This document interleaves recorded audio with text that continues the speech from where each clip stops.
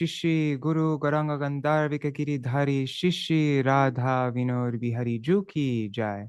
Shri Govinda Gopinath Maran Mohan Ju ki jai.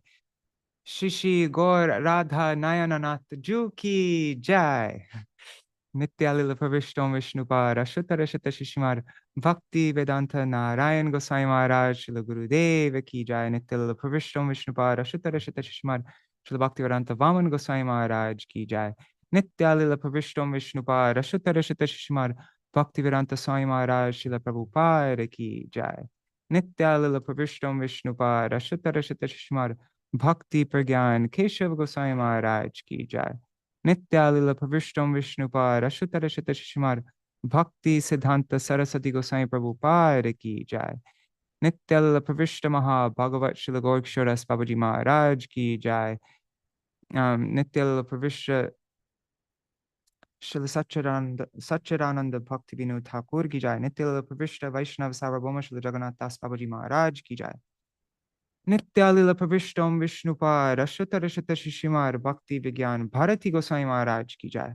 Nityalila Pravishtam Vishnupad Ashutarashita Shishimar Śrīla Bhakti Ballabha Tīrtha Gosvāmī Mahārāja ki jai.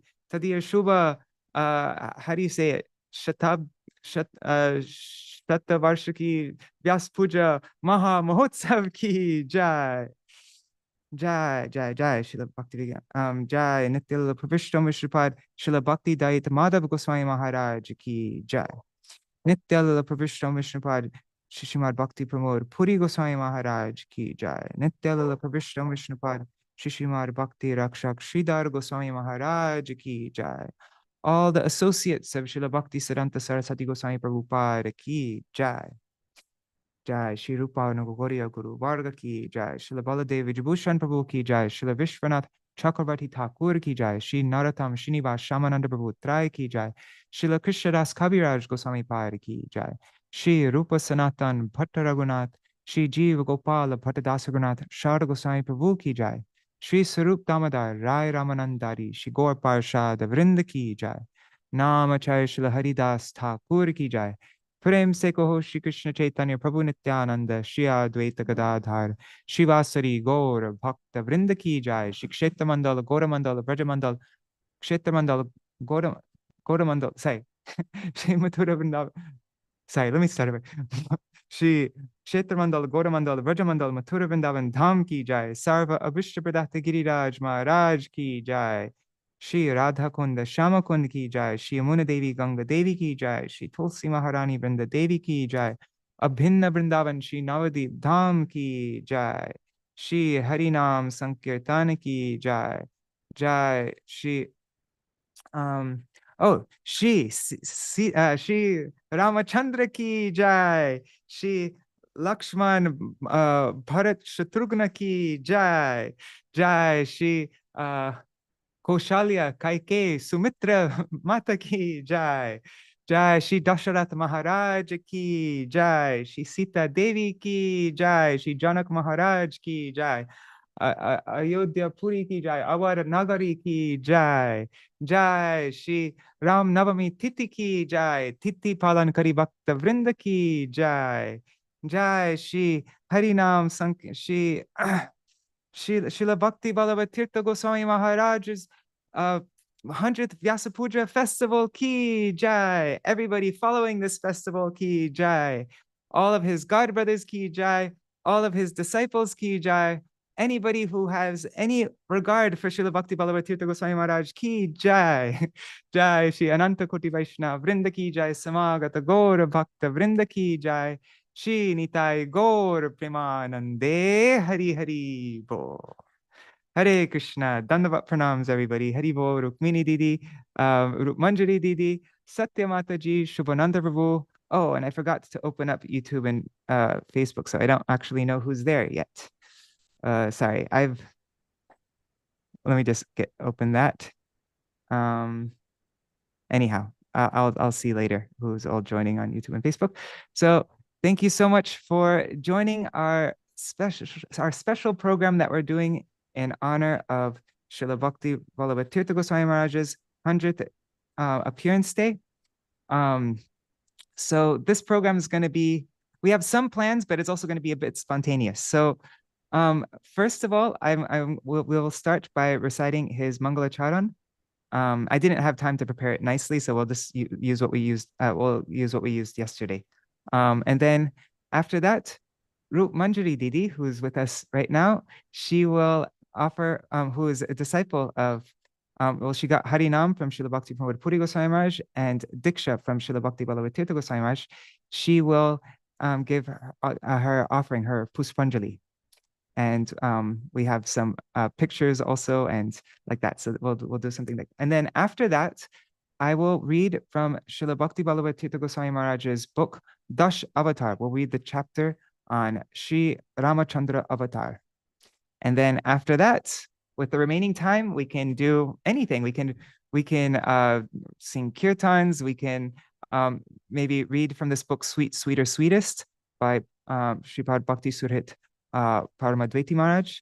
And yeah, and we'll also have another program tomorrow in honor of Śrīla Bhakti Ballabha Tīrtha Gosvāmī Mahārāja. So one program the day before, one day the day of, and the day after. We're having festivals in honor of this most illustrious Acharya. All right, so I'm gonna share my screen and we will do the Mangala Charan. Haribol Kishore Prabhu. Oh, I forgot when I did the Jai Dwani, I didn't say Hanuman. Jai, Shri Bajrang Bali, Shri Hanuman Ki Jai. How could I forget that? Okay. All right. So, here's the Mangala Charan. And tomorrow I'll try to prepare it nicely so that we can have diacritics and all that for tomorrow. Okay.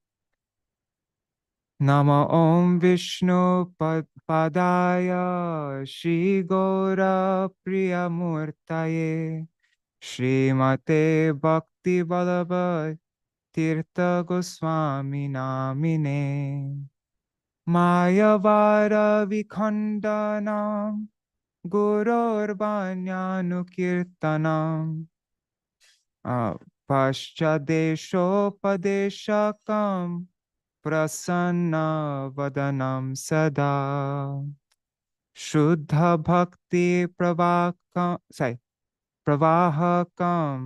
Shuddha Bhakti Bhagiratam Bhakti Daita Madhava Abhinnatanum Namamyaham Nama Sankirtanamrita Rasa Swada Vidayakam Krishnam Naya Kripa Murtim Acharyam Tam Namamyaham Goranama Pracharardram Bhakta Sevanu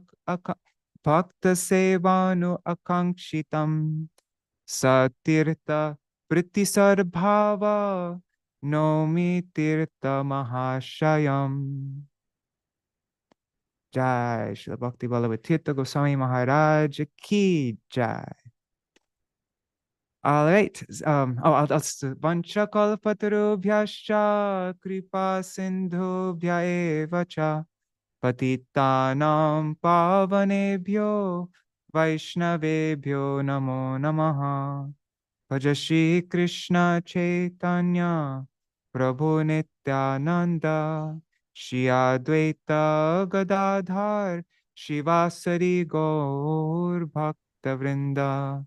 Hare Krishna, Krishna Krishna, Hare Hare, Hare Ram, Rama Rama, Hare Hare. Hare Krishna. All right, so I'm going to hand it over to Rup Manjari Didi now. Here, I'm gonna spotlight you. There. Take it away. Can everybody hear me? Is the sound okay? It is, yes. Loud and clear. Okay. So Dandavat Pranam, everyone. I want to thank Madhukar Prabhu for very, very kindly providing this forum. I have a small toddler, Nitai Das, And so it would otherwise be very difficult for me to do any kind of proper observation today. And so this is the perfect medium, and so I'm very grateful. And I also want to offer my Dandavat Pranam to my Śrīla Gurudev, offer my Dandavat Pranam to my Śrīla Guru Mahārāja, Śrīla Bhakti Pramod Puri Mahārāja, to Śrīla Bhakti Vedanta Narayan Mahārāja, who has provided this wonderful forum through the medium of his dear disciple Madhukar Prabhu, to Śrīla Bhakti Vedanta Swami Śrīla Prabhupada, A.C. Bhakti Vedanta Swami Śrīla Prabhupada, who was a very dear Shiksha Guru of my Śrīla Gurudev, and who essentially made it so that all of us could come together, and who made it possible for our mother to raise us in the West, in among Vaishnavas. And then I would like to also offer my Dandavat Pranam to my mother, Śrīla Guru Mahārāja, who is also my Gurudev, Śrīla dear Shiksha Guru, Śrīla Bhakti Rakshak Sridhar Maharaj, and to my Param Gurudev, who was obviously the life and soul of my Śrīla Gurudev, but also was sort of the king of getting the band back together, and did a lot to bring our whole Gaudiya Saraswat Sampradaya together in so many ways. Śrīla Bhakti Daita Madhav Maharaj, and to Madhukar Prabhu's Param Gurudev, Śrīla Bhakti Pragyan Keshav Maharaj, who was sort of the senior elder brother of all of the Prabhupada Parshads. And also to my Shiksha Guru, Śrīla Bhakti Kumud Shanta Maharaj, who was Śrīla Prabhupada Bhakti Saraswati Thakur's disciple, and was so dear to my Śrīla Gurudev. And to Jagat Guru, Śrīla Bhakti Siddhanta Saraswati Thakur, Śrīla Prabhupada, whose 125th year this is, and who's all of our shared grandfather, great-grandfather. 150th. 150th, gosh, you're right. And I know I'm forgetting others, and Śrīla Bhakti Vigyan Bharati Maharaj, of course. There's so many to say, but I hope they will accept my Dandavat Pranam to them under the umbrella of Śrīla Bhaktisiddhanta Saraswati Thakur, Śrīla Prabhupada's lotus feet. So I'm just first going to read this letter I wrote so that there's something coherent, semi-coherent anyway. And then maybe I can elaborate on it a little bit. Shri Guru. One second, Manjari, would you like? Yeah, I can share on the screen. Would you like while you read it, or would you just like to just read it out? I can do either way. I can read it out. I will probably read it out from my copy, just because I think there's a delay if I follow you on the screen, and since you've also pinned my face, like if I'm on a phone, it'll be easier for me to read it from my copy. But if you want to, your usual MO is to put it on the screen for those who like to read and hear at the same time. Okay, so I'll do that then. Cool. Let me just get back to my copy. And all right.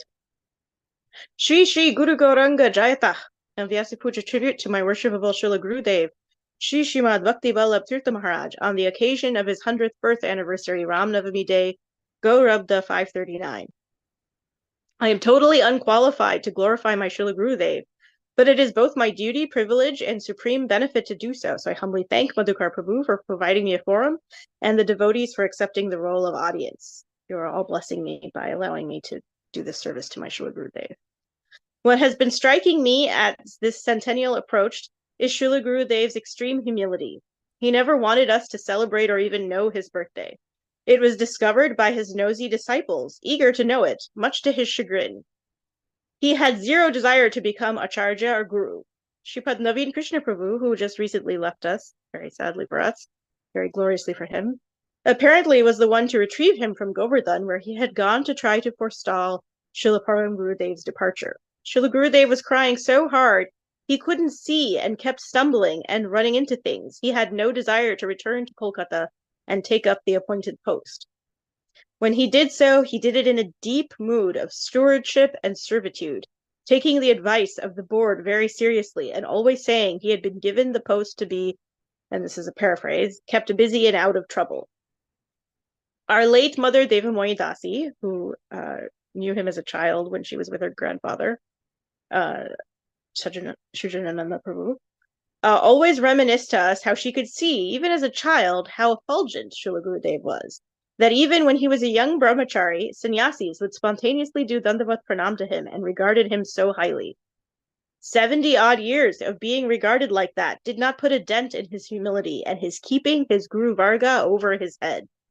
His profound nishta for Srila Param Gurudev was exactly what drove his intense submission to Srila Param Gurudev's godbrothers, for he completely imbibed Srila Param Gurudev's mood of unity and fraternity in the service of Jagat Guru Srila Bhakti Siddhanta Saraswati Thakur Srila Prabhupada, and therefore saw Srila Param Gurudev in all his beloved uncles. My worshipable Srila Guru Maharaj, my Harinam Guru, Sri Srimad Bhakti Pramod Puri Maharaj, always did him pranam, seeing in him, my Srila Gurudev, his dear brother Srila Param Gurudev. And I have often said that no uncle and nephew pair have had a closer, more affectionate relationship than these two.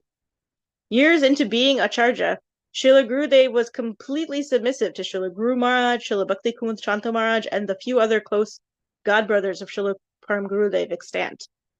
That thirst for guidance, that thirst for oversight, correction, and guardianship that the rest of us have to pray to even want, that thirst of surrender emanated from his every action like warmth from a flame. There were so many requests and questions where he would quietly and gravely demur with self-deprecation. If he didn't think someone was truly willing to accept an answer, he very often didn't give it, preferring to act as if he didn't know, rather than giving them an opportunity to be offensive. He had no problem saying, "I don't know." Such a difficult thing for one who has to manage and lead so many strong personalities. He was so careful to check his work, even though he didn't really make mistakes, but he kept checking and checking. Quality over quantity, quality over quantity. This was his motto. It might seem that his Harikatha was very basic. He repeated the fundamentals over and over again. Attanta durlabha. He would roar this. How rare is this human birth, this chance to get bhakti. Chant from the core of your heart, he would roar. Almost every class, he would spend a long time at the beginning, slowly and gravely reciting Grantera Arambe Kori, Mangalacharan, Guru Vaishnav Bhagavan, Tiner Shmoran Hoy, Bigna Binashon, Anayashe Hoy Nija Banchita Puran. This is from Chaitanya Charitamrita. It says at the beginning of the book, we must do Mangalacharan. We must remember Guru Vaishnav Bhagavan. These three we should remember. These three remembering. There's that emphasis there. These three remembering. All our obstacles will be vanquished and our desires in bhakti will be fulfilled. But even though we have been hearing our entire lives how precious and rare this path is, I do not actually feel that. I do not actually chant from the core of my heart. I do not profoundly remember the Lord and Guru Varga and the Vaishnavas before approaching any scripture. My habits are slapdash and casual, and wanting to speed ahead to the fun stuff, it is absurd how quickly I skip over actually cultivating deep and sincere moods in a clean and loving heart. Srila Gurudev keeps telling me what I need to hear. Perhaps his most famous kirtan was Jai Thou. It also seems basic, kind of like the Jayatani. But when you hear him singing it, you realize that every syllable is dripping with sambandha and that his love for Guru Gauranga is so overwhelming, it is overflowing in connection to all these personalities. Similarly with his book on the associates of Mahaprabhu, his instructions for observing Kartik and Purushottam Vrat. On the surface, it's, quote, just the facts. But altogether, it's a magnum opus of Shambandha and Ras.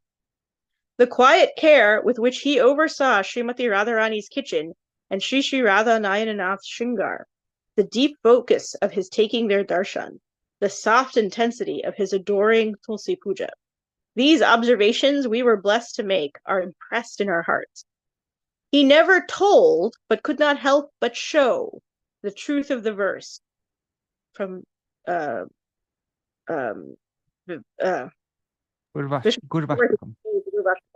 Nikunja Juno Ratikeli Shidjai, Jajali Bir Jukti Rapikshaniya, Tatrati Daksha Ati Vallabhashya, Vande Guru Shri Charnar Vindam. Oh, geez, just closed it.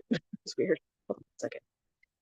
The spiritual master is very dear because he is expert in assisting the gopis, who at different times make different tasteful arrangements for the perfection of Radha and Krishna's conjugal loving affairs within the groves of Vrindavan. I offer my most humble obeisances unto the lotus feet of such a spiritual master. It will take me many lifetimes to unpack all the treasure he freely bestowed, and longer yet to do it justice. It is my humble prayer that life after life he find me and give me the opportunity to observe his deep, concentrated mood and grow in myself some semblance of true Sharanagati. I know that everything else wonderful will follow from his causeless mercy. In the meantime, I pray that all the Vaishnavas who sincerely regard him will please give me their association and opportunity to serve them, because I know that will please him very much. So, I'm his most useless servant, and I'm in California. So thank you very much for letting me read that. And so there were a couple of points in there that I didn't elaborate on, mostly on time, that I wanted to elaborate on, and I thought it would be nice to do that with the slides. And actually, are you still sharing your screen? No, but I can bring up the slides right now. I'll share it and bring up the slides. Okay. Here. 1 second. I'm afraid that the order might not be preserved, so we might have to jump around a little bit. Okay, that's fine.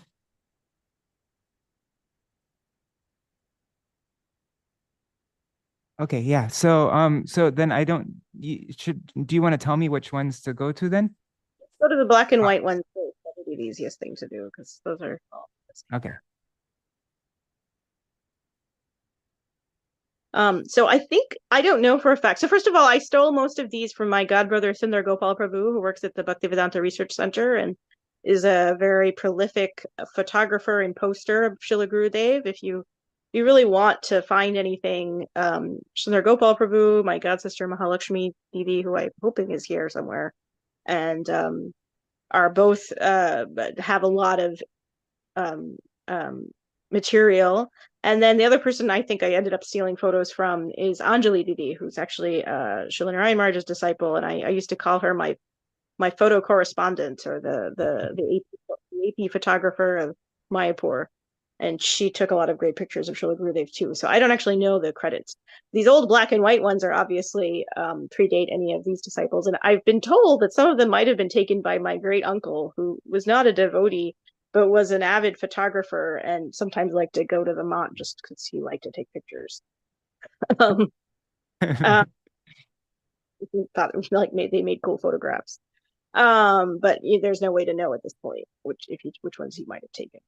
So Srila Gurudev is very famous for his kirtan, and one of the first times that we saw him was in Jagannath Puri for Ratha Jatra, and this was in like 1991.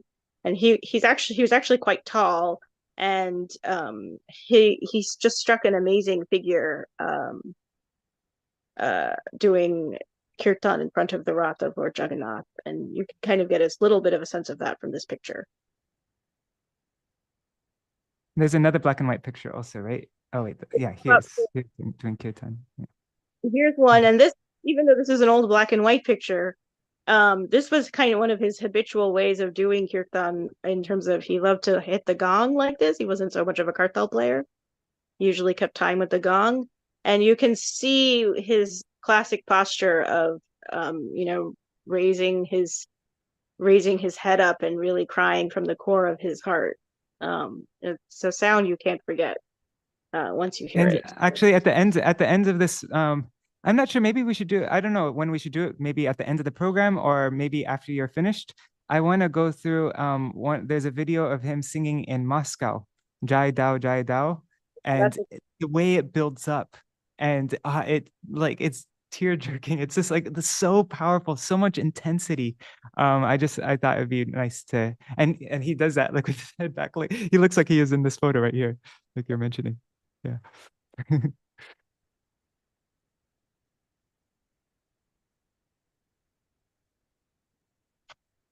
Haribo?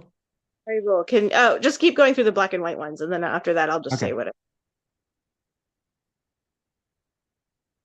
This is with Srila Param Gurudev, who was also very tall. Now, I think I figured out that Gurudev was standing a little bit behind him, so there's a little bit of foreshortening going on. But yeah, they were there. You can imagine they were just these very tall, glorious figures with their dandas doing kirtan.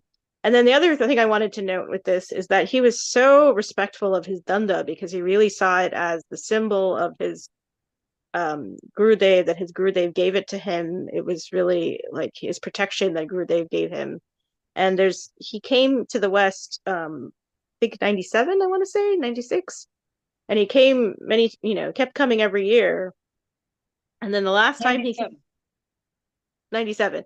Last time he came in 2002 in Miami, they lost it because before 2001 he took his danda on board with him, but then after the September 11th attacks they made him check his danda, and he didn't really want to do that.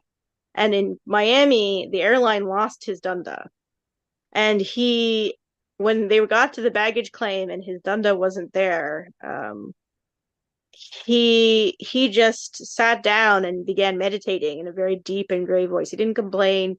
He didn't yell at them. He just was heartbroken that it was missing, because he felt the separation from his Param Gurudev, from our Param Gurudev, his Gurudev. And I think he sat there for like hours. Ras Bihari Prabhu told me the story from that end, and then Hare Krishna Prabhu actually was waiting for him on the other end. And they were all the devotees were waiting for him, and he wasn't coming, even though the flight had arrived. And his demeanor was such, he was so grave, and he was so serious, and he was so clearly heartbroken, that everyone at the airline sort of dropped everything and went nuts trying to find it. And they did find it eventually. They were just so struck by him, like his seriousness about it. Really, convinced more than any sort of complaint could. And so that's just a small example of how he was very serious about how everything his Gurudev gave him. Just his sense of stewardship and servitude, the submission to those things. And I think that was part of what influenced him to not actually continue traveling after that experience. I think there's one more, if I'm not mistaken, black and white.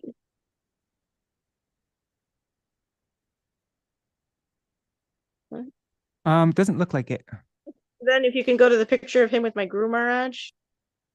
They're sitting, and you passed it, I think. Okay. Right. So this is actually a picture I often use when I'm traveling and I need a picture of my Guru Varga, because they're both sitting there together. And I love this picture because they're so nerdy looking. And that's how they were all the time in his days. They used to sit next to each other so affectionately. And, they both had these glasses, and they're just surrounded by books and papers and doing their Shastra service, their book service, and also puja service. And yeah, I love this picture because they were very, very close to each other, and they would go everywhere together for many, many years. And then there's a picture with Bhakti Kumud Shanta Maharaj, and a picture with your Gurudev, whichever one you find first. On the left, right there. So this is Bhakti Kumud Shanta Maharaj, who I think was the last of the really senior disciples who kind of were close to Bhakti Daita Madhav Maharaj to leave. And there's a famous video when he was in Samadhi, and he was kind of externally playing the role of being incapacitated. And Srila Gurudev went to him and, very respectfully, very gravely would put his feet on his head and was asking, please protect me, please protect me, please protect me. That's how much sort of very serious worship he gave to all these god brothers of his Gurudev. And then maybe there's either a picture with your Gurudev or Śrīla Bhakti Mahārāja. We can go in whichever order you see it. I think your Gurudev is right in there. Okay, well, this is with Śrīla Bhakti Mahārāja. They were very, very close, actually. It didn't always seem like that externally, but, you know, if you followed along, they were. And I think they would have these very intimate discussions sort of quietly whenever they had the chance to meet, when they weren't too busy or at functions and things like that. And I think you can see in their body language how much they talk to each other. And then there's also a couple of pictures with your Śrīla Gurudev.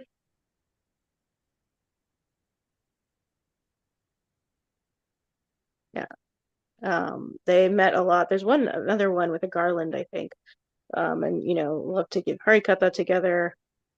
There are lots of programs that they would invite each other to. And I remember every year on Navadip Parikrama, I remember going, like, that was, my Gurudev didn't go, well, like when I went, at least, my Gurudev didn't go to all the places, but one place he would definitely always go to was Chaitanya Gaudiya Math, and your Gurudev would be there, and they would have very affectionate exchanges. That's one thing. Yeah. Famous together, I think. And I mean, you have to, it's interesting because in the old days, they all would have gotten together all the time, right? In the 50s, especially. All the mats were small and they all did Navadip Dham Parikrama together. And then anytime there was a festival at Srila Sridhar Maharaj's mat, they would all go there. Or if there was a festival in Kolkata, then everybody would go there. And so this generation, they actually spent a lot of time together. But then as they got all these responsibilities, they didn't have so many opportunities to do that. And so he got a lot of joy every time one of his sort of, you know, peers would come and he could be with them and do Harikatha with them. And that was one of the reasons he was so big on the World Vaishnava Association, because that allowed more opportunities for that. Yeah, see, this is a classic one. They're talking. Never seen this picture before. It's beautiful.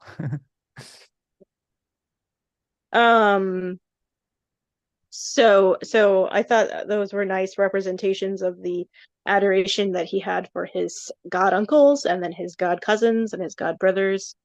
You know, and as the leader of the World Vaishnava Association, you know, I think he directly ordered us to always try to carry on this spirit of keeping the Gaudiya Saraswat Sampradaya together and keeping this family mood. If you see on the left, above the black and white picture, there's a picture that I took with my great aunt. So that's my great aunt Aruna Didi, who was his disciple, and she was. This is after Kartik, so this is after she hasn't been able to see him for at least 6 weeks, I think, and she is just ecstatic here. But what I want to point out here is look at his hands. She's his disciple, but he's doing pranam to her also, and that was how he was. He would do pranam to his disciples. He would do pranam to his peers.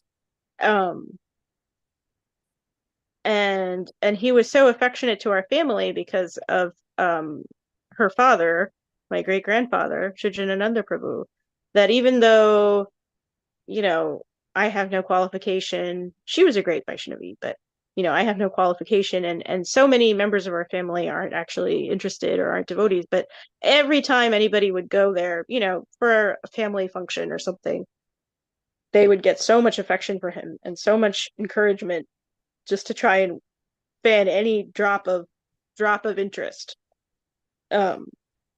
And actually the funny thing is I think me and my sister are the only babies cousins for a long time who didn't get their first rice done by him and Guru Maharaj.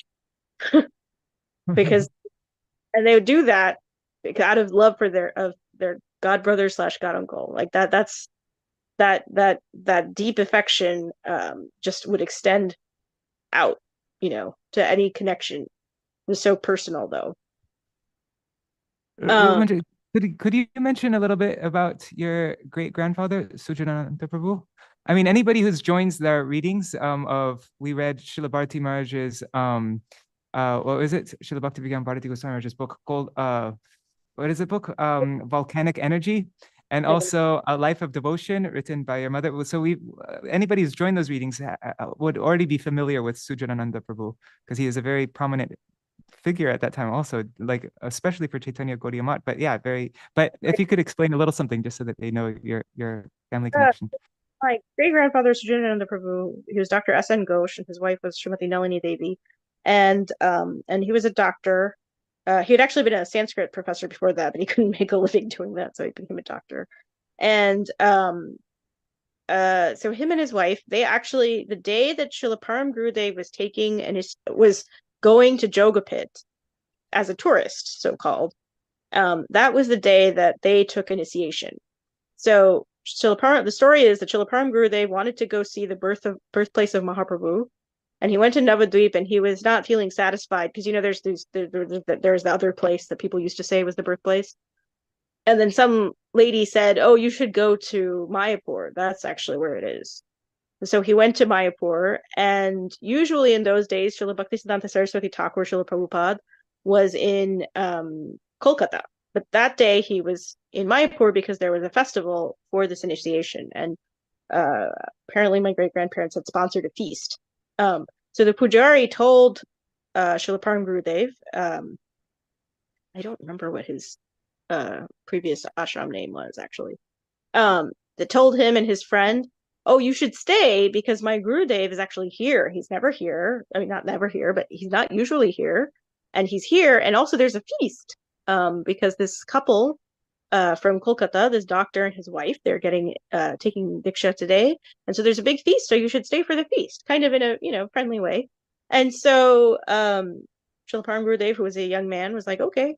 And so then after the function and before the feast, Srila Bhaktisiddhanta Saraswati Thakur came and took darshan. Anyway, so then the new young man, he went to go meet him, and Srila Bhaktisiddhanta Saraswati Thakur asked him, "Did you get darshan of the deities?" And Srila Param Gurudev said yes. And then Srila Bhaktisiddhanta Saraswati Thakur, Srila Prabhupada smiled and he said, "Again, did you take darshan of the deities?" And Srila Param Gurudev, he thought, he's asking me this twice, then that means there's some meaning to it, and I don't understand. So I'm gonna say I don't know, because I don't know.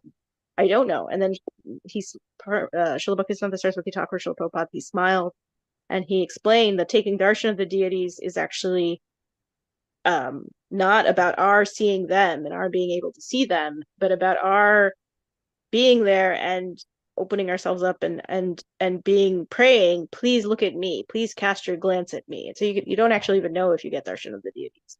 The question is did they give you darshan? Not sure. Then this made a very deep impression on him, and eventually he joined. And the thing that's interesting about this story in connection with my great grandparents is not, basically, I always thought that they used to say this story every time they told the story of Srila Param Gurudev, but either my Gurudev or Śrīla Bharati Mahārāja or Rishikesh Maharaj, all those godbrothers.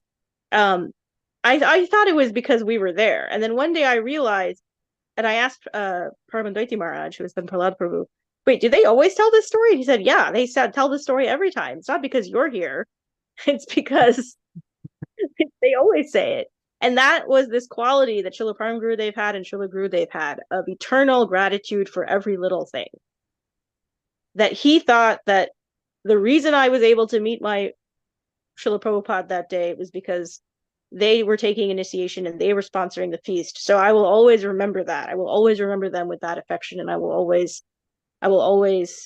be so grateful for that.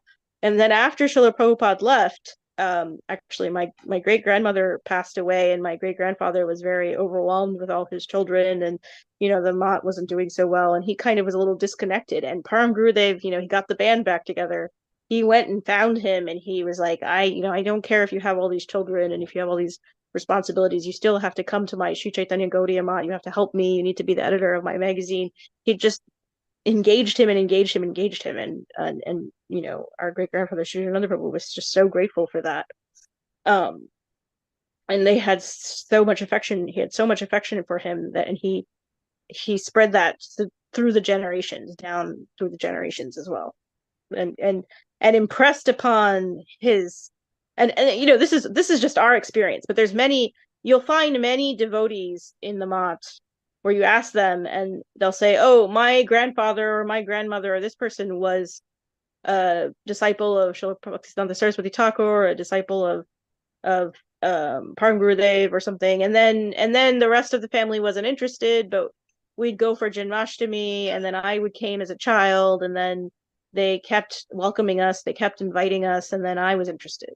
You know, it's a very common story, actually. I mean, not very common, but it's a fairly common story, and that he really impressed upon all of his disciples the importance of always extending out that invitation, always trying to bring everybody back in. So anyway, that's a side tangent.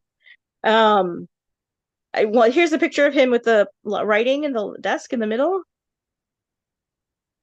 And his room was mostly his desk. His bed is on the right side of that chair, and it's just a narrow little bed. And then there's a chair. There was another chair next to the bed, which is where he would sit for giving, you know, initiation and things like that. And there's not a whole lot of room in this room. When there was darshan, we kind of troop in and troop out because there wasn't that much room for more people. But he spent so much time at this desk, and all his speeches and lectures, he would try and draft them and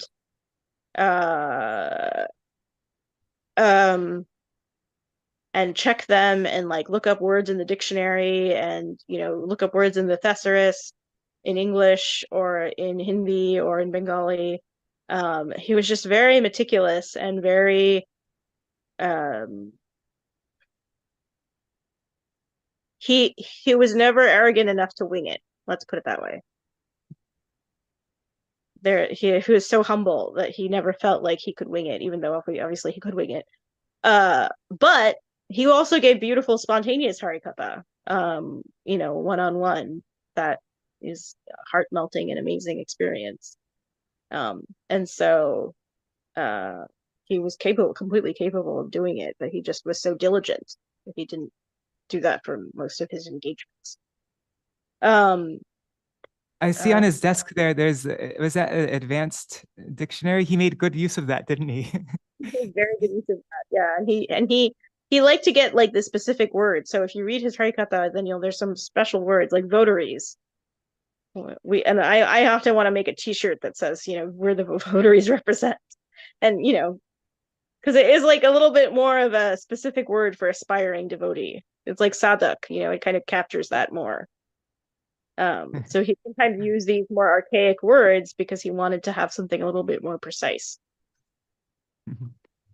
Maybe some of the pictures either of him doing puja or... Yes, this is very relevant for this Kesha Vrat. Yeah. So his Tulsi puja is really famous, and especially towards the last few years when his health was very frail, he sometimes wouldn't come out all the time except to do Tulsi puja. And he'd come and do it so carefully and so very long pranam, very careful watering, very careful, intent circumambulation, very deliberate. And then he would stroke her leaves and commune with her. And I mean, we didn't know what he was talking to her about. And Radha Madhaprabhu at one point had this kind of whimsy of decorating her branches with little girls' light bracelets. And some of the other brahmacharis were like, oh, that's weird. I don't know if you should do that. And then so he had it one day and then he took it away. And then Srila Gurudev was like, where are her bangles? And he had some like for that, like he related to her like that. Where are her bangles? And yeah, I mean, like there's other pictures. I think there's like 5 or 6 pictures of him, I think, of this group. Oh yes, there's another one. Wow. See how he's stroking her leaves. Yeah.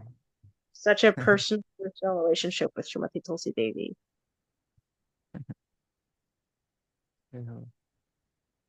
Oh yeah, Wow, there are, yeah, like 6 pictures of that. There's dozens and dozens more, because I mean, he would do this all the time. And Wow. so, yeah, I mean, you could probably publish a book just of pictures of him worshiping Tulsi Devi. Um, and then I think there's some more pictures of him doing kirtan. Oh, yes. I saw one really ecstatic one. Where is that? Yeah, look at this one. Yeah, classic pose. And he always said to do kirtan from the core of your heart. And I've heard that, he came to the West. When he came to the West, I've heard many stories of, like, he came to the Berkeley Temple and he did kirtan. He wanted to see Jagannath. He had saw that this is the first place Jagannath came to. And he didn't even mind, he came to Rath Yatra. He didn't even mind if nobody asked him to do Harikatha. He just wanted to do kirtan for Jagannath in different places. He'd go to the different Rath Yatras. We heard yesterday from Nuri Hari Prabhu and Bhavatarani Mataji, and also Rukmini Didi mentioned about how he went for Rath Yatra in Hawaii. And even though it was like in the middle of summer and it was very hot and the ground was like burning, he did the whole Rath Yatra barefoot. Yeah, he did in San Francisco too, which has the opposite problem where it was cold. And also a little scary because it's this park. I don't know. I think that people tried to look out for his feet because it's this American park that's got, not great things on the ground. He always shows out. Hold on one second. Yeah, I'm gonna I'm gonna go through different kirtan pictures while she's talking too. There's another one. Jai Ho. Sorry about that. No. All right. Maybe you can show a picture of Radha Nayananath, Ju. Yes. Oh, and one picture I missed when you were talking about your Guru Maharaj and your Gurudev together. It's a very beautiful picture. Oh yeah, that's doing parikrama. So they always did parikrama together for many years. This might even be in Puri, I don't know. Okay, wait. What did you want me to find? No, Shri Guru Gauranga Radha Nayananath. Ah, okay. I don't think there's a picture. Oh no! I can easily get it though. Just do a quick search. Yeah. Nayananath. I really wanted, but I guess I didn't. Oh, I know what I did. Yeah, I got. Anyways, here are pictures. No, that's not them. Oh. Oh, bottom right, maybe. Bottom right. No, this isn't them. Here, let me. I'll send you one on WhatsApp. Okay. Or. Oh, and I missed another picture of your Gurudev with your Param Gurudev. Wow. Yeah, so I mean, Param Gurudev, I mean, he explicitly appointed him as his successor, and I'm sure my sister maybe explained all of that yesterday, right? Yes. But he also, I mean, okay, I'm gonna send these to you on WhatsApp. This is from Julan, I think.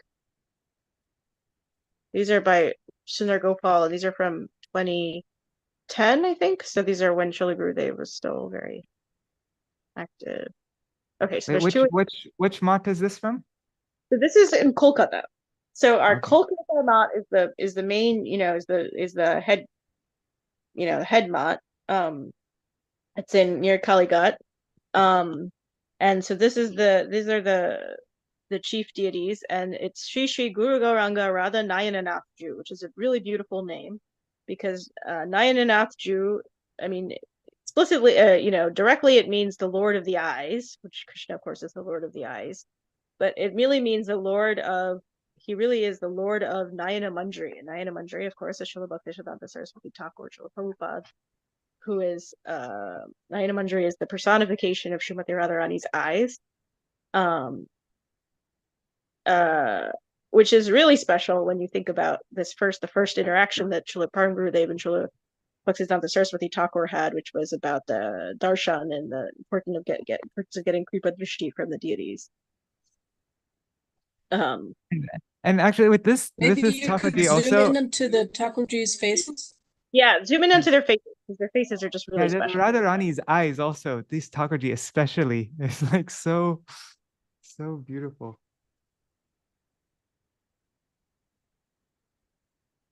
Yeah, I'm gonna have to go in a minute. It's time to feed my kid. But you zoom in on the eyes and just let me look at I will look at the photos here so that I can check. When I was just in Chaitanya Gaudiya, like in Kolkata this last time, I noticed right in front of Thakurji, like right below the altar, there's a big plaque and it says Dr. S.N. Ghosh on it. Your great grandfather's name is right there, like really prominent. Yeah, he helped set it up basically. And actually our family home is not very far from there, or was not very far from there. And I forget which went first, like he built his home there because the Mott was there, or the Mott was there because he built his home there. But there's a very strong connection. And actually the furniture, I believe the home was there first. I think the home was there first, and so he asked Param Gurudev to build the Mott there. Oh my God, and that Mahaprabhu also. Wow. Yeah. Yeah, Nayananath's eyes also. All of them. They're just. Well, there's a picture of him doing Archan next to it's in the bottom, I think, next to the picture with Srila Bharati Maharaj. It's a little bit of an older picture. It has a black frame. Wait, I don't see it. Oh, I see. I think that it's right here. Yeah. I got it. So it's not letting me zoom in, unfortunately, but yeah. So, everybody stop me if you already said this. Did you say the story about the kitchen, the pots in the kitchen? Tell it again. About washing them? Yeah. Yeah, but maybe not everybody that was here yesterday was here today, so you can tell it again. So apparently, and I'm actually I heard this story from my sister. At some point, washing pots in the Mott is a lot of work, and various sevaks who were supposed to be doing it were sort of grumbling about whose job it was to do it today versus yesterday. And you didn't wash any yesterday, you should go wash them. And Srila Gurudev overheard that. He did not chastise them. He did not say anything to them. He quietly snuck into the kitchen himself, and while they were grumbling at each other, he washed all the pots and cleaned the whole kitchen himself. And then I actually told of a different time that he did that, so it's good that you mentioned this one. Yeah. And wow, then this isn't just like a one-off thing. when they saw him, they were like, "What are you doing here, Srila Gurudev?" And he said, "This is Srimati Radharani's kitchen, and I get to clean it for her. So this is a great opportunity for me."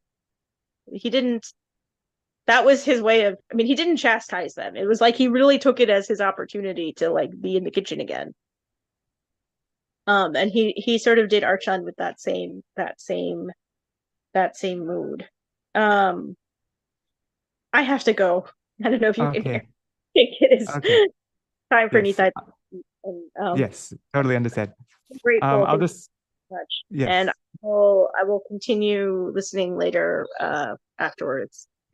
But and everyone, please accept my dandavat pranam. Please forgive my offenses, and if everyone can please also give their blessings to my Nitai Das, that he will one day also be able to have such a Gurudev. I would be very grateful for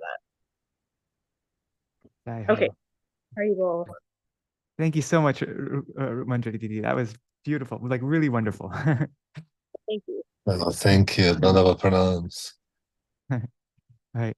So I'm going to let's just quickly go through the rest of the photos there, because we didn't go through all the photos. I'll just do a little quick slideshow there. Oh, and there's Prahlad Prabhu, who's now Bhakti Suhṛt Paramadvati Maharaj. We were reading from his book yesterday, his personal servant at towards the end. And yeah, we saw this one already. There's my Gurudev. Okay, so we saw all these. Okay, I think we've seen most of them. Yeah, okay, so I think now I'm going to open up the book by Śrīla Bhakti Ballabha Tīrtha Gosvāmī Mahārāja, Daśāvatāra, and we will read from that book. Let me just get it open 1 second. And then afterwards, maybe we can watch him singing the kirtan. Jai Dao, Jai Dao. That was, yeah. I think that'd be a nice uplifting way to end the program. So, I mean, it's all uplifting, but you know what I'm saying. It's always good to end with kirtan. So let me just open it up. I just downloaded it yesterday. Oh, by the way, all of these books by Śrīla Bhakti Ballabha Tīrtha Gosvāmī Mahārāja are all available on the website bbtirtha.org. Yeah, all of his books are there, the PDFs. So,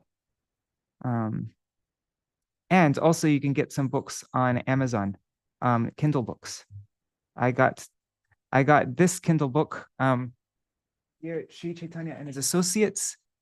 This book I use all throughout the year. It's one of my favorite books. Like, it's one of my most used books that I keep on going back to because of all the appearance days and disappearance days. And it was recently, like, it was, what do you say, revised. This is a revised edition. Went through the Bengali and to make sure everything's completely accurate according to the Bengali. So that's available as an ebook, also on Amazon. All right, so Ramacandra-avatāra 115. This is a kind of a long chapter, I think. I remember from last year when we read it. But so I think this will be, we'll end with this. And then tomorrow we'll have more glorifications. Okay. Śrī Rāmacandra-avatāra.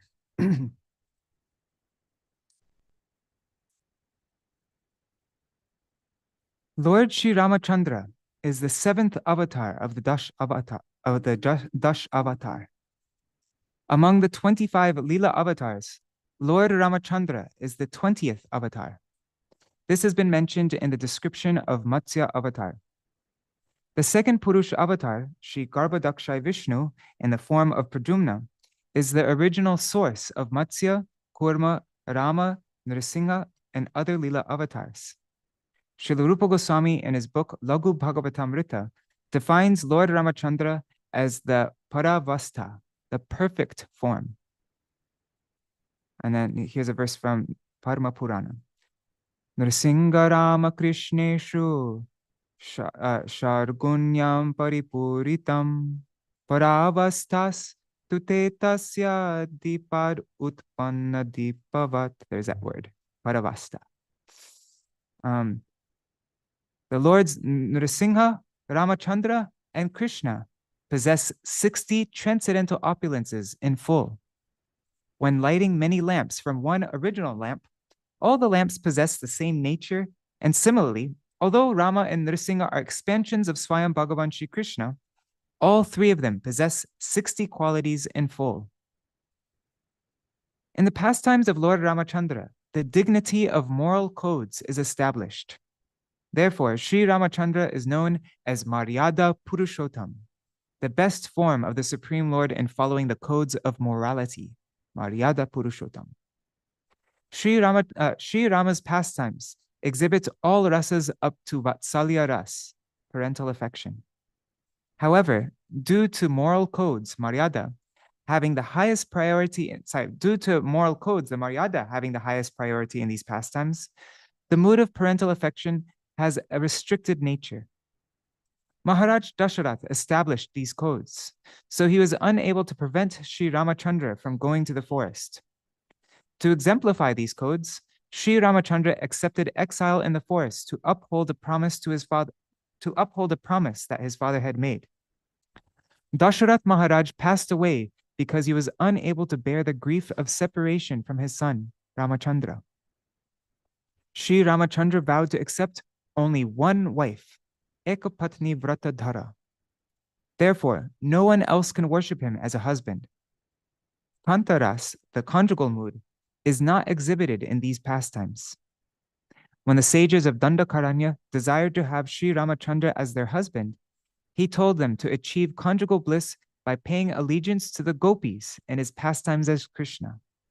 Shri Krishna is Swayam Bhagavan, the prime supreme personality of Godhead, whereas Ram, Nrsimha, and others are his partial manifestations, Anksha, or the parts of the partial manifestations, Kala.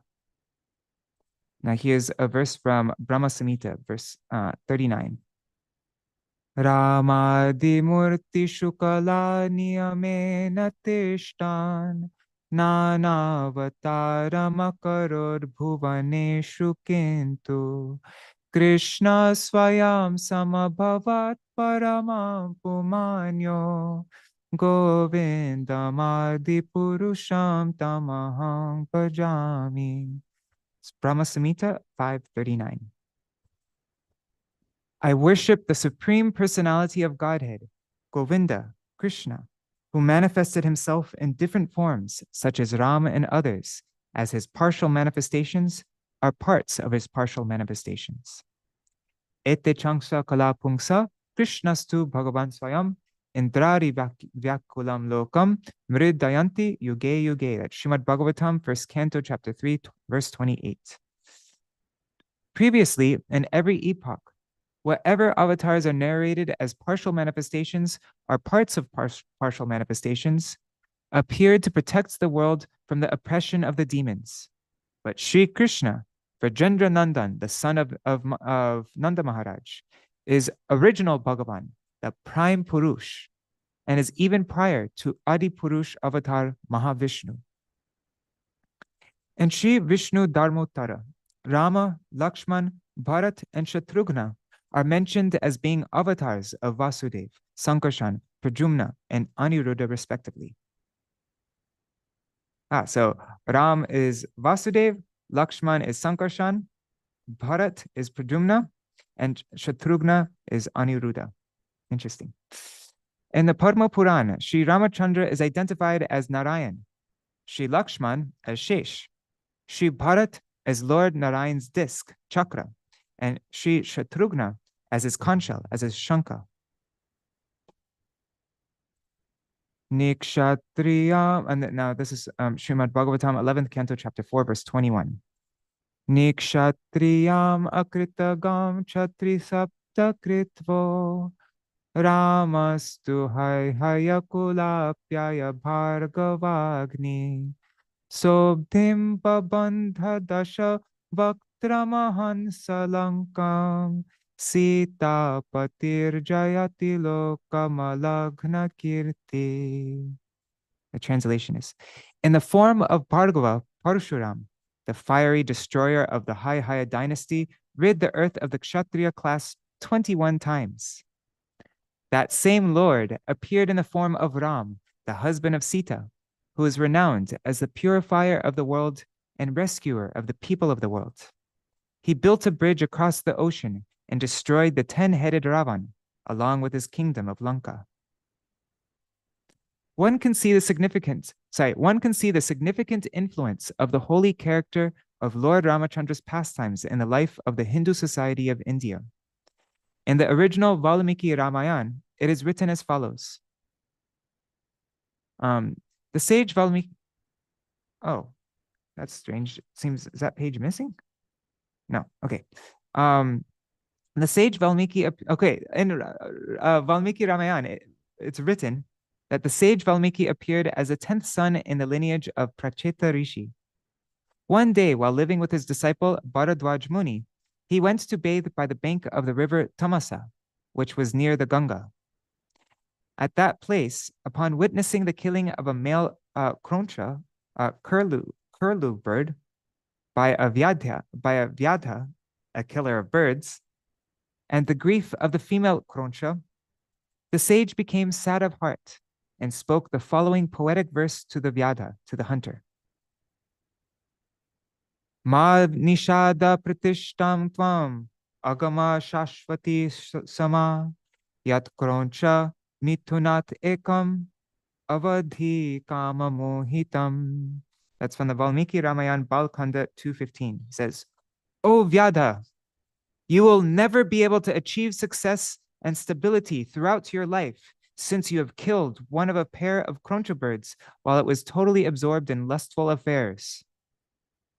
Thereafter, the great sage bathed in that holy place and returned to his ashram. Being stricken with grief, he was still thinking about the verse he had just uttered after spontaneously composing it. Just then, the four-headed Lord Brahma himself appeared before him and spoke the following words to console the perturbed Valmiki. Brahma said, O great sage, it was I who caused you to compose such a verse. Fret no longer over this matter. Instead, you should describe the holy transcendental biography of Śrī Rāmacandra, which was spoken by Devarshi Narad. Valmiki composed the Ramayana only because of this order of Brahma. In the Bengali encyclopedia, a particular incident has been described as traditional hearsay. The story in brief is as follows. He was born from a Valmika, an anthill, so his name became Valmiki. When Lord Śrī Ramacandra visited Valmiki's ashram near Chitrakoot, Valmiki glorified the name of Ram and his birth pastimes before the Lord. Although Valmiki was born in the house of a Brahman, he acquired an abominable violent nature due to association of a Vyadha. He fathered many children from the womb of a Shudra, of a low-class woman. He practiced robbery as a means of maintaining them. One day, when he attacked some sages, they asked him to give up the practice of robbery. They said that he would have to suffer the consequences of whatever sins he was committing by robbing people. Upon returning home and asking his father, mother, wife, and other family members, he found out that they would not share the fruits of his sins. He then asked the sages for a remedy. The sages first advised him to chant the name of Ram. However, upon not being able to utter the name of Ram from his mouth, because he was so sinful, he couldn't utter the name of Ram. So because he couldn't utter the name of Ram, he was instructed to chant Mara, death, instead. He's like, okay, I can chant that. Following their instructions, he chanted Mara, Mara for thousands of yugas. By chanting Mara, Mara, the reversal of Rama, Rama, the name of Ram, was eventually pronounced from his mouth. And he achieved perfection in chanting the name of Lord Ram. Mara, Mara, Mara, Mara, Mara, Ram, Ram. It turns into Ram, right? Because he was sitting in one place while chanting for such a long time, his body had become the home of Valmikas, ants or termites. Therefore, people gave him the name Valmiki. In the Bengali Ramayana, written by Sri Kritivas Ojha Upadhyaya, some differences from the above description can be seen. Sri Chavan Muni was Valmiki's father. In his youth, Valmiki's name was Ratnakar, and he maintained his family by robbing. One day he attacked Brahma and Narad, who then asked Ratnakar who he thought would share in his sins. Ratnakar then returned home and asked his parents and wife if they'd share the repercussions of his sinful activities. After asking everyone, he came to know that no one would share his sins. He became repentant, and when he inquired as to a remedy for these sins, Brahma advised him to chant the name of Ram. Due to excessive sins, his mouth was unable to pronounce the word Ram. Acting on Brahma's instructions, he chanted the reverse name of Mara Mara, death, death. By chanting by chanting Mara Mara, he was eventually able to chant the holy name of Rama. Due to performing austerities for a long time, his body became covered with the homes of Valmikas, which was then cleansed away with rain by Indra. As the Valmikas had covered him, his name became Valmiki. He wrote the Ramayana on the instruction of Narad. The Ramayana is famous as the original epic of India. During the time of the Ramayana, Sanskrit was prevalent as the spoken language in Aryan society. The word Arya, honorable, spiritually cultured, has been used quite often in the Ramayana. Special respect for the Ramayana has been observed in places as far away as Javadweep, that's Java, Indonesia. Although a large book, the Ramayana of Javadweep of Indonesia has no section divisions, but does have chapter divisions. And there's a footnote here. Anyways, doesn't show the footnote. Anyways, the Valmiki Ramayana is of three kinds. There's the Udicha, Dakshinatya, and Gaudiya. The Udicha indicates the northwestern Ramayana, and the Dakshinatya indicates the southern Ramayana. There's no significant difference between the text and the subject of Udicha and Dakshinatya Ramayans.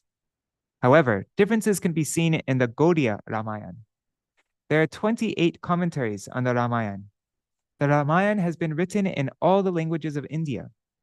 Among the Ramayans written in Indian languages, the Tamil Ramayana of Kambala, composed in the 9th century of the Christian era, the Bengali Ramayana of Kritivas, composed in the 15th century, and the Hindi Ramayana of Tulsidas, composed in the 17th century, are the most famous. In the Western countries, the Ramayana was apparently first translated into the Italian language. Interesting. The Valmiki Ramayana has been written in 7 kandas, sections, namely Adi Kanda, Ayodhya Kanda, Aranya Kanda, Kishkinda Kanda, Sundar Kanda, Lanka Kanda, and Uttar Kanda.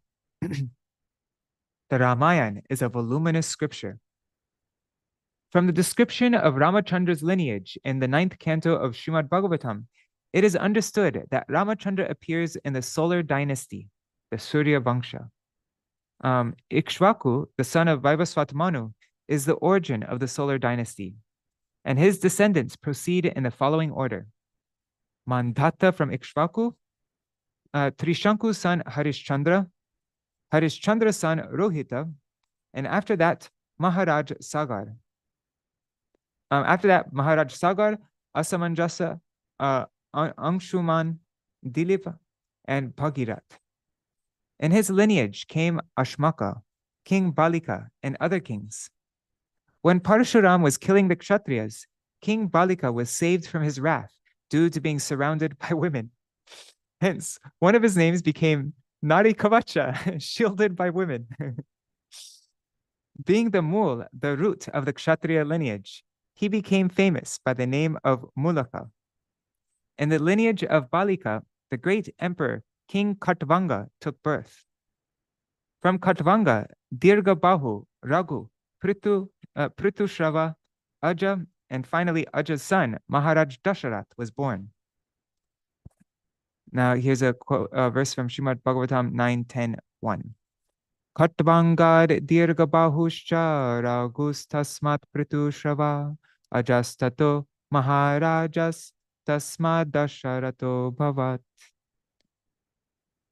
Due to the prayers of the demigods, the Supreme Lord Sri Hari agreed to become the son of King Daśāvatāra along with his expansions as Ram, Lakshman, Bharat, and Shatrughna. According to the description of Valmiki Ramayana, Daśāvatāra, acting upon the advice of Sumantra, arranged for a Putreshti Yagya to be conducted by the powerful sage Rishyashringa to obtain a son. Consequently, he begot the Supreme Lord and his expansions as his sons in the previously mentioned 4 forms. His principal queen, Kaushalya, became pregnant after eating charu, an oblation of rice, milk, and sugar boiled together, which remains after the yagya. At the auspicious time of the Punarvasu Nakshatra, in the 4th zodiacal sign of Cancer, in the month of Chaitra, on the 9th day of the waxing moon, Lord Śrī Rāmacandra appeared.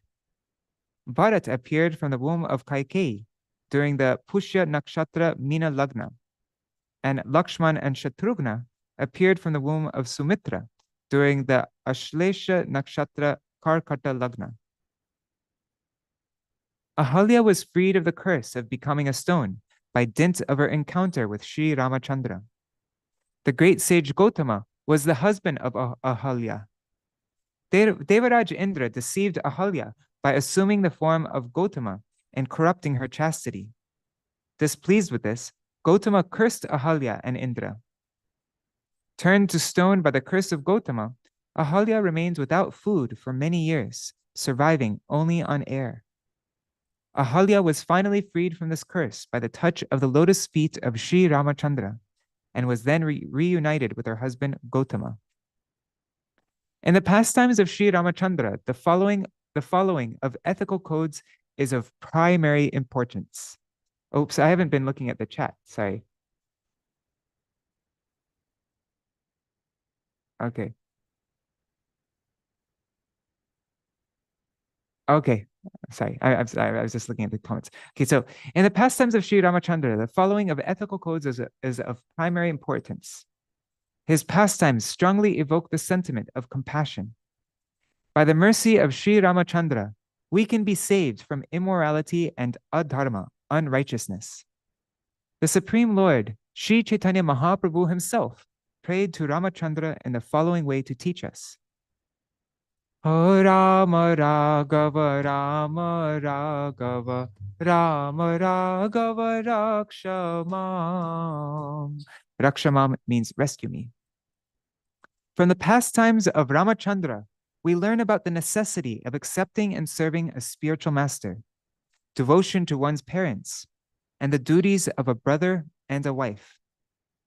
Supreme Lord Śrī Rāmacandra has exhibited the pastime of abandoning the opulence of royal life, which is very difficult to give up, and of abandoning a perfect wife for keeping dharma and ethics intact. He accepted all kinds of suffering, accepted exile in the forest, and went without food and sleep. He walked with his soft lotus feet on the forest paths, which were full of thorns. Out of love for his devotees, the Lord bestowed his mercy on the Chandala Guhaka. As the protector of one who surrenders to him, the Lord awarded shelter to Vibhishan, that's Ravan's brother. So he was a demon. Śrī Rama's pastimes demonstrate how a henpecked person becomes miserable, and how those who consider someone merely dressed as a sadhu, lacking genuine qualification to be a real sadhu, that person who considers someone merely dressed as a sadhu to be a real sadhu, that person becomes cheated and ends up miserable. By annihilating demons such as Ravan and Kumbhakarna, he destroys the living being's inner demoniac tendencies. To instruct his subjects for their pleasure, he underwent suffering by asking for Sita's trial by fire and her banishment to the forest. Austerities are prohibited for those with evil motives, who are in the mode of dark ignorance, because those austerities only create havoc in the world. To teach this, he killed the Shudra Shambhuka, while the latter was engaged in performing austerities. Unfortunately, the footnotes aren't at the bottom of the page, so I can't read them, but they're endnotes. So he taught all these lessons by setting the example himself. In the 9th canto of Srimad Bhagavatam, Shukadeva Goswami covers the main topics by describing the transcendental pastimes of Supreme Lord Śrī Rāmacandra in brief. These topics are described in Srimad Bhagavatam as follows. The pastimes of Lord Śrī Rāmacandra are wonderful, like those of a playful baby elephant.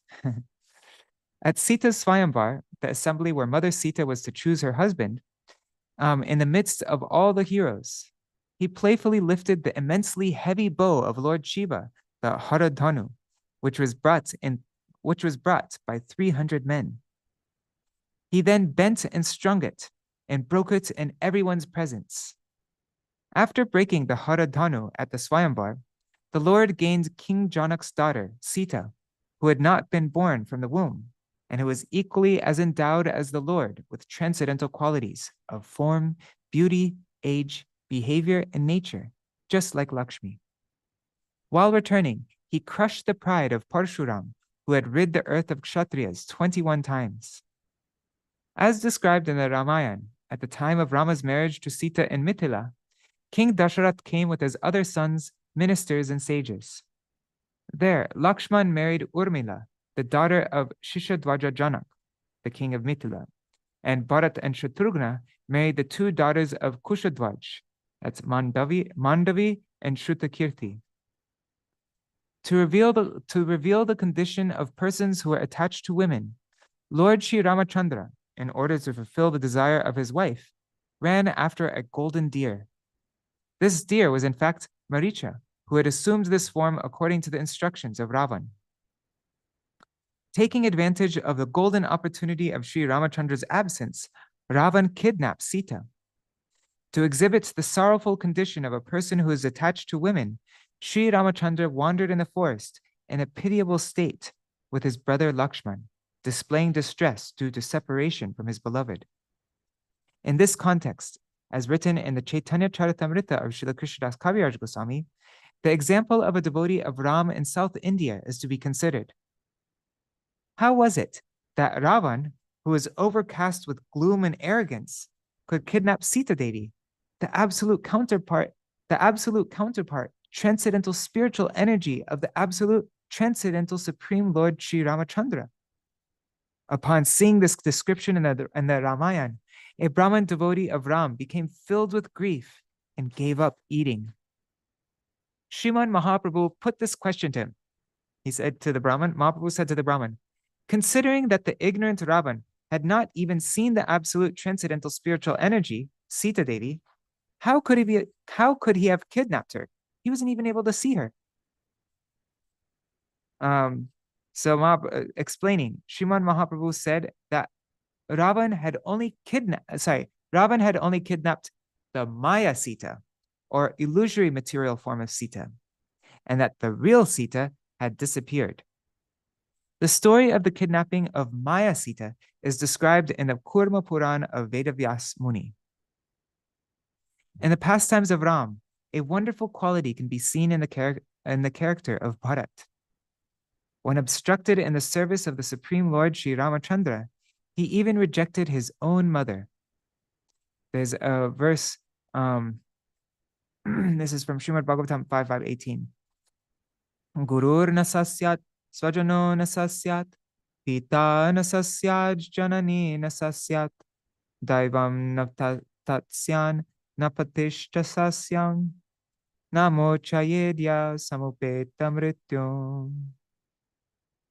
He who cannot rescue a conditioned soul from the worldly bondage of proximate death by advising the path of devotion to God is not entitled to be accepted as a real guru, a real kinsman, a real father. Such a man should not endeavor to beget a child. A real mother, such a woman should not endeavor to conceive. A real demigod, such a demigod should not be eligible for worship. Or a real husband, such a man should not marry. If the person's not cannot rescue a person by advising the path of devotion to God. Yes. The Supreme Lord creates all living beings, but is satisfied only after creating man. Man has the ability to discriminate between good and bad, eternal and non-eternal, and can worship the Supreme Lord. Human birth is not meant only for eating, sleeping, defending, and mating like the beasts, birds, aquatics, and other animals.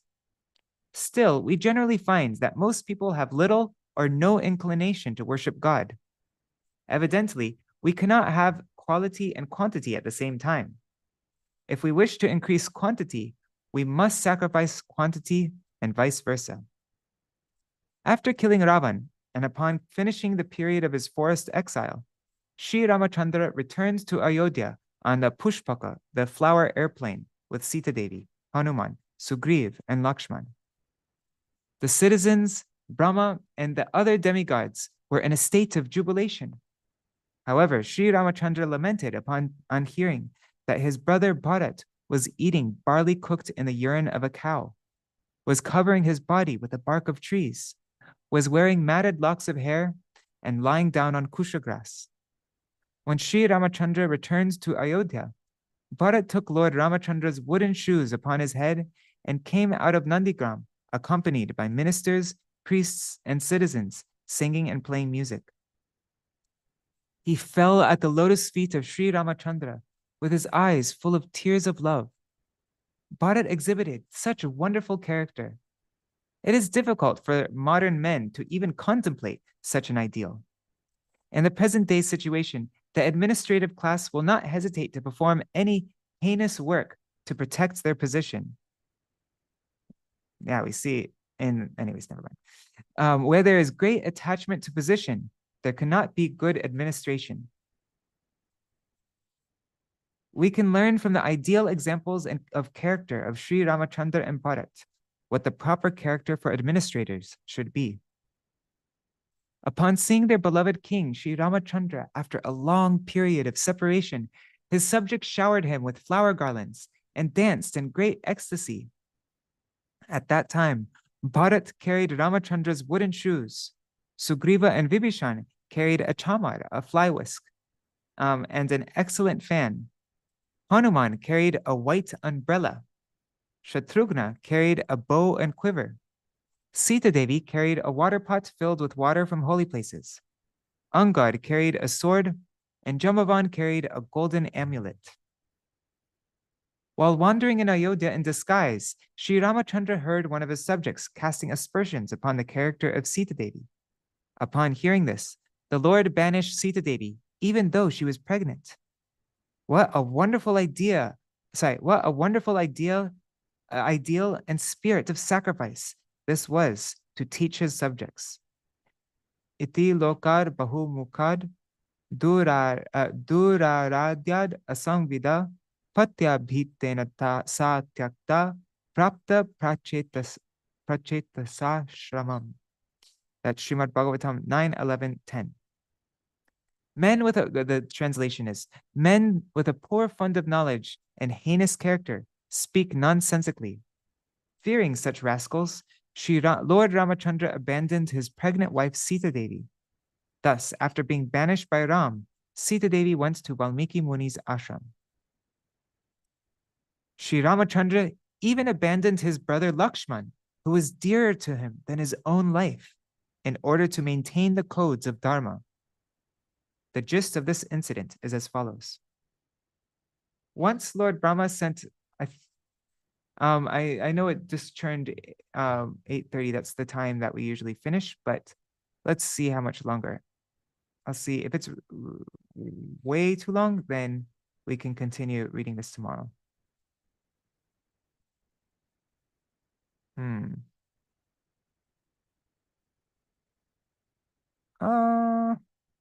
I don't know.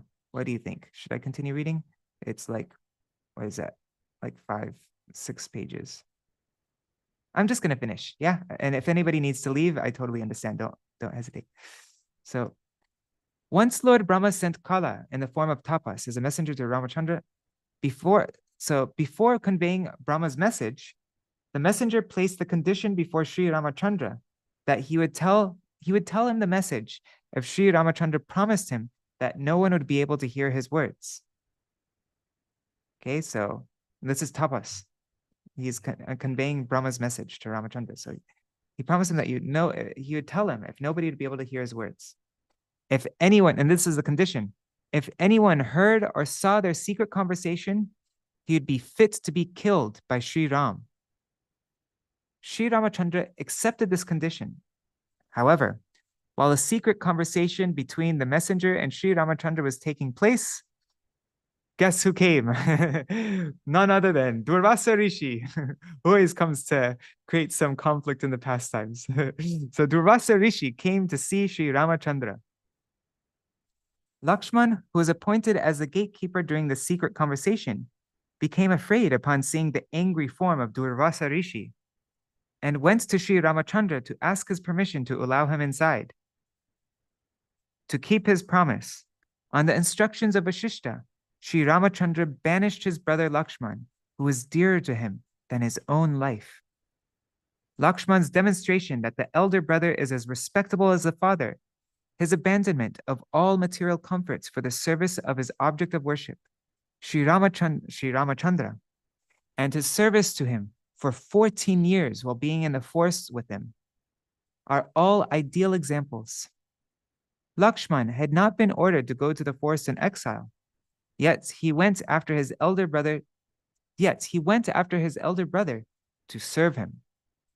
Lakshman, with his transcendental powers and the help of Vibhishan, was able to obstruct the Nikumbhila Yagya of Ravan's son, Meghanad, who had conquered Indra.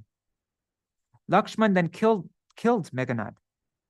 Indrajit, another name for Meghanad, obtains the boon that only after one who is able to remain without food for 14 years and who also has full control over the senses, only that person would be able to kill him. Lakshman did not take food while living in the forest for 14 years and performed the pastime of quarreling with all his senses. While remaining all the time with Śrī Rāmacandra and Sita Devi. Conquering all his senses. Oh, sorry. Yeah. He performed the pastime of conquering all his senses. Sorry. Yeah, oops, I accidentally said the opposite, didn't I? He performed the pastime of conquering all his senses.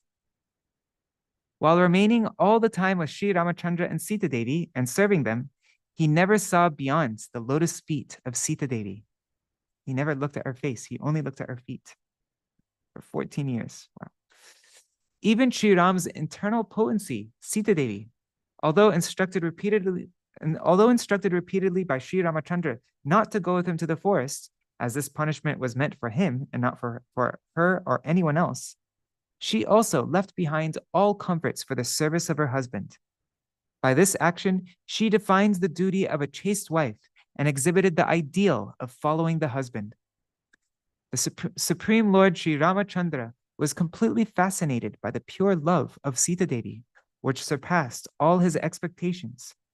But in order to teach the dharma of a king who is engaged in the welfare of the citizens, and although giving pain to himself, he asked for the ordeal by fire, the Agni Pariksha, and declared the injunction of banishment of Sita Devi, who is none different from his own self. Once, arrangements were being made for an Ashwamedha Yagya under the priesthood of Vasishtha and other sages. The wife of the person to perform the Ashwamedha Yagya has to be initiated in the Yagya before the husband. Because of this rule, it was proposed that Śrī Rāmacandra get married again.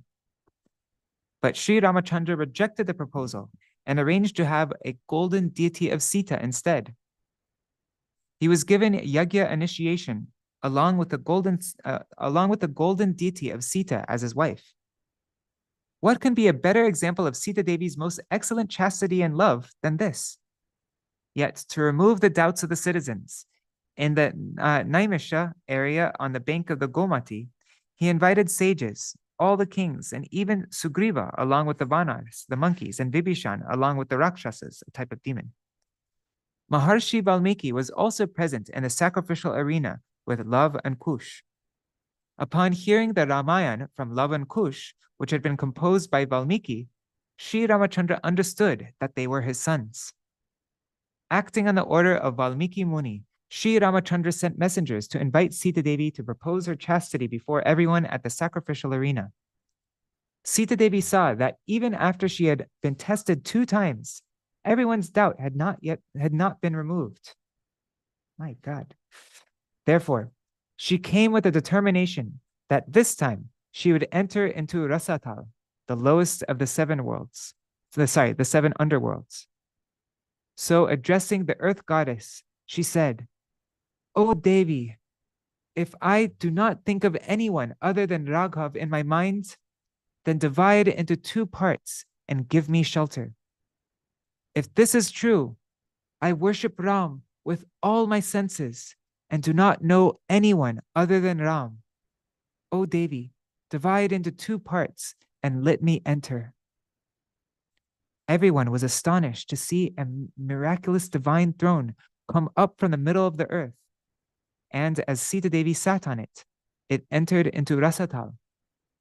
Upon Sita Devi's entering into Rasatal, everyone glorified her with loud applause. Śrī Rāmacandra, taking the support of the Yagya Danda, lowered his face and cried for a long time in the grief of separation from Sita. In the Ramayana, Hanuman's dedication to his object of worship is displayed to the utmost, and his devoutness has an ideal place among the servants of Ram. For the nourishment of Sriman Mahaprabhu's pastimes, Hanuman appeared as Murari Gupta. Sriman Mahaprabhu taught the glories and importance of dedication to one's object of worship through Murari Gupta. Sriman Mahaprabhu explains to Murari Gupta that worship of Sri Krishna, the son of Nanda Maharaj, is best. Upon hearing the subject from Mahaprabhu, Murari Gupta promised him that from now on, he would worship Sri Krishna. But even after giving his word to Mahaprabhu, he was not able to keep his promise to the very end. Murari Gupta then fell at the lotus feet of Mahaprabhu and spoke the following words while crying.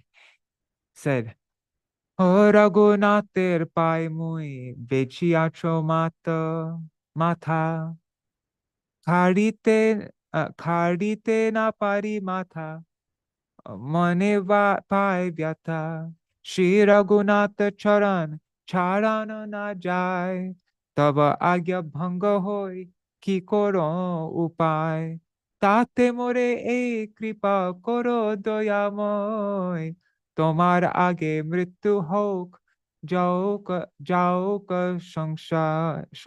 sangshoy." That's from the Chaitanya Charitamrita Madhya, chapter 15, verses 149 to 151. Murari Gupta said, "I have sold my head unto the lotus feet of Raghunath. I cannot withdraw my head, for that would give me too much pain. It is not possible for me to give up the service of Raghunath's lotus feet. At the same time, if I do not do so, I shall break your order. What can I do? You are all merciful, so kindly grant me the mercy that I may die before you, so that all my doubts will be finished." In this way, Murari Gupta appealed to Mahaprabhu. While assuring Murari Gupta, Mahaprabhu praised him, saying, "Ei mata tomar nishta jani bharatare, tomare agraha ami koilu bare bare, shakshat Hanuman tumi, Śrī Rāma kinkar, tumi kene chadibe tar charana kamal." That's Chaitanya Charitamrita Madhya, chapter 15, verses 155 to 156. Mahaprabhu said, "Just to test your firm faith in your Lord, I requested you again and again to change your worship from Lord Ramachandra to Lord Krishna. In this way, I congratulate Murari Gupta, saying, indeed, you are the incarnation of Hanuman. Consequently, you are an eternal servant of Lord Ramachandra. Why should you give up the worship of Lord Ramachandra and his lotus feet?" The Supreme Lord, Śrī Rāmacandra, now continuing on. The Supreme Lord, Śrī Rāmacandra, glorifying his servant Hanuman, spoke to Maharshi Agastya as follows. So Ramachandra said, "The strengths of Vali and Ravan, although being incomparable, were not equal to that of Hanuman's. Hanuman is filled with chivalry, valor, patience, intelligence, scriptural knowledge, and all other desirable qualities. Hanuman alone accomplished the crossing of the ocean between southern India and Lanka, the bringing of the message of Sita, the killing of the demons, the subsequent burning of Lanka, and so on. We do not hear such deeds even of Yama, Indra, Kuvera, and others. It is only by the strength of Hanumanji that I achieved victory over Lanka, rescued Sita, and saw Lakshman come back to life after being hit by an irresistibly powerful javelin." So that's what Ramachandra said. The question may be raised that if Hanuman was so powerful, then why did he not kill Vali during Vali's fight with Sugriv? In reply to this, Agastya Muni narrates the story of Hanuman's curse. Hanuman was fathered by Vayu, the wind god, and took birth from the womb of Anjana. After the birth of, I've been to Hanuman's birthplace. It's like on top of a huge hill. After the birth of Hanuman, Anjana went to the forest to pick some flowers due to distress from hunger. Upon seeing the red sun looking like a java flower, hibiscus, Hanuman mistook it for a fruit and jumped up to eat it. To protect his son from the sun's heat, the cool winds, Vayu, began to blow. Knowing that the approaching child Hanuman would perform a great deed in the future, the sun did not burn him. That day, Rahu, that's the eclipse, right? The truncated demon, went to devour the sun.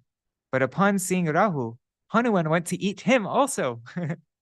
Being afraid, Rahu ran to Indra and told him that when he went to devour the sun, another Rahu had attacked him.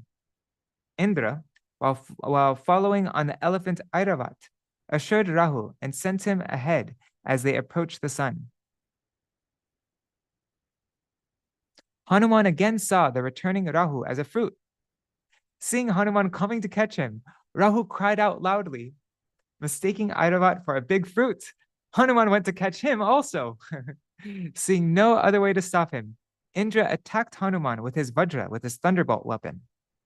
Hanuman's his left jaw was broken, and he fell down on a mountain. Oh, Hanuman is Hanu, his jaw. Hanu means, in Hanuman means jaw.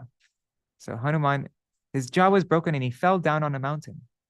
After seeing the unfortunate condition of his baby son, Vayu entered into a cave with him. At the disappearance of air, of Vayu, all the living beings stopped breathing and evacuating, and they all dried up like wood. The demigods and demons approached Brahma to save their lives. Brahma saw the golden complexioned child in the lap of Vayu and touched him with touched him with compassion and affection. When Hanuman regained his life, Vayu, air, the air god, he started flowing again with satisfaction. Brahma told the demigods that this child would someday perform some great work, so they should bless him. Then Indra blessed the child with the following words. Hanuman will never be killed, even if hit by the Vajra weapon. His jaw was broken by the Vajra, therefore his name will be Hanuman. Surya, the sun, gave a 100th part of his splendor to Hanuman, and also gave him the benediction that he would be a great speaker, very learned in the scriptures. Varuna, Yama, Kuvera, and others also gave benedictions to Hanuman. Brahma assured Vayu by saying that Hanuman would bestow fearlessness to friends, fear to enemies, and would be undefeatable, would be able to travel with unparalleled speed and perform great deeds. Becoming powerful by all these blessings, Hanuman began to create mischief in the ashrams of sages due to his childish playfulness. In order to control him, the sages cursed him that he would not be aware of his own power for a long time. He would come to know of his power only if someone told him about it. Thereafter, Hanuman became quiet and wandered peacefully. Hanuman's influence is seen strongly in northern and western India. In these regions, almost all the followers of Sanatana Dharma install and worship the deity of Hanuman. They especially recite the glories of Hanuman from the Ramayana of Tulsidas. In the 11th canto of Srimad Bhagavatam, the description of the avatar for Kali Yuga has been disclosed in the context of Yuga avatars. In that description, Vyasa Muni has sung the glories of Kali Yuga's avatari, Śrī Mahaprabhuji, in 2 verses. Both of these verses can also be understood in relation to Śrī Rāmacandra.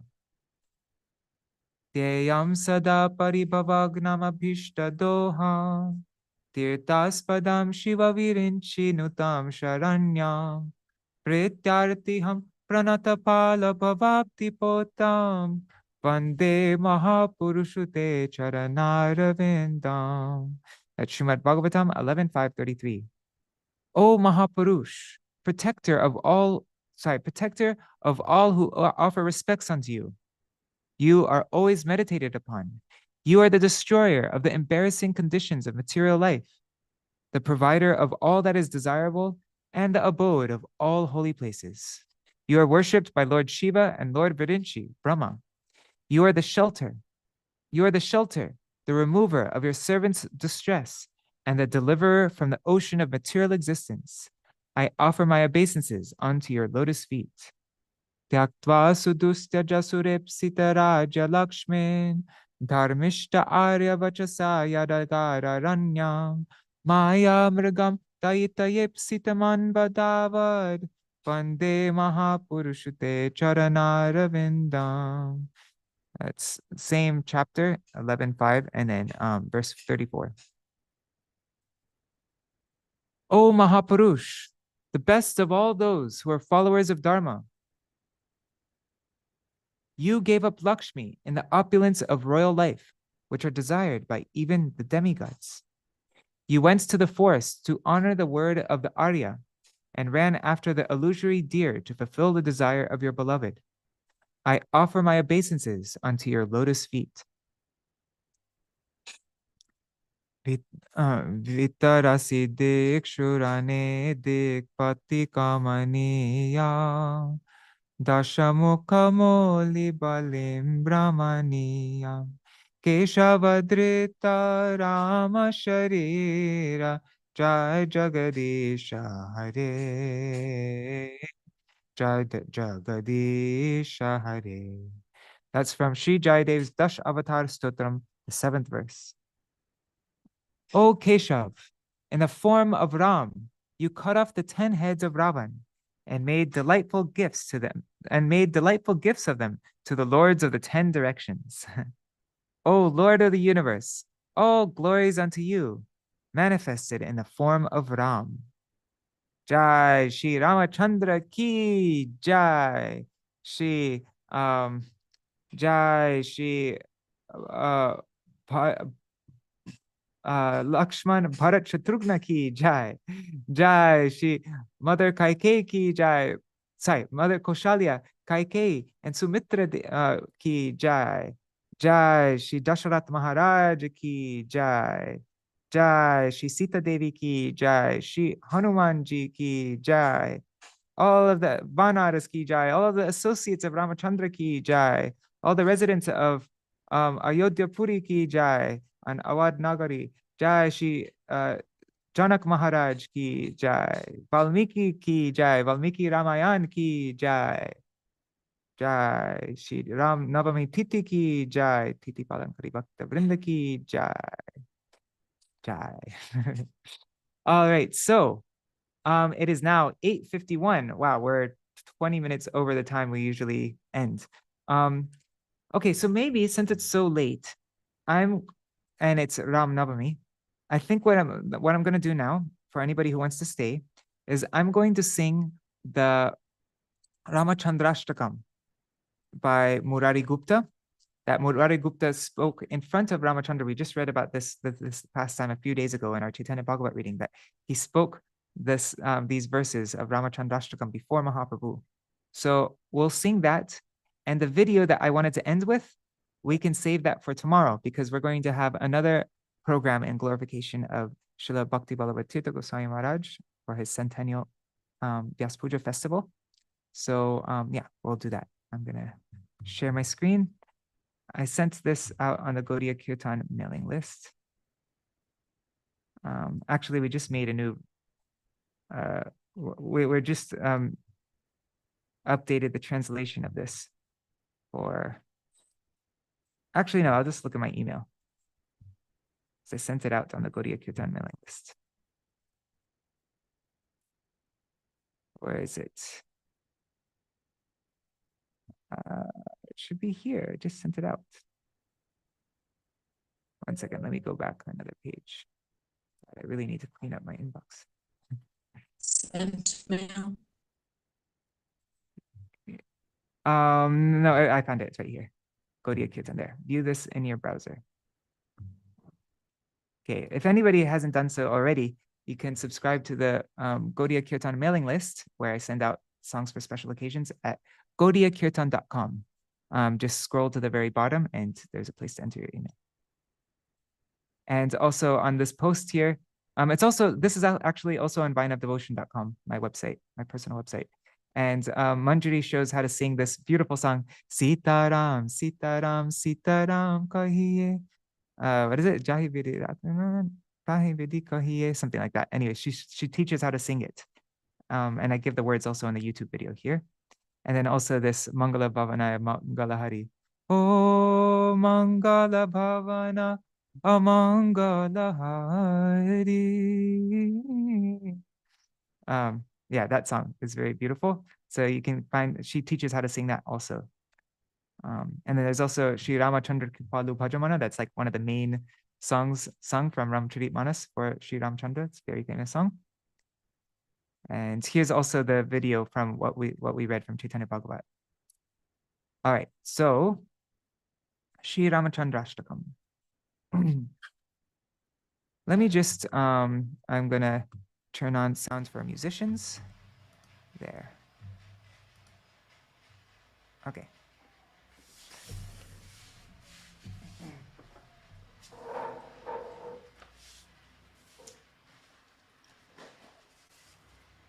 And since it's late, I'm not going to read the translation. So you could either sing along with me or you could read the translation as I sing. And if anybody wants the words to these songs, they're not on the Gaudiya Kirtan mailing list or anything, let me know and I can send them to you.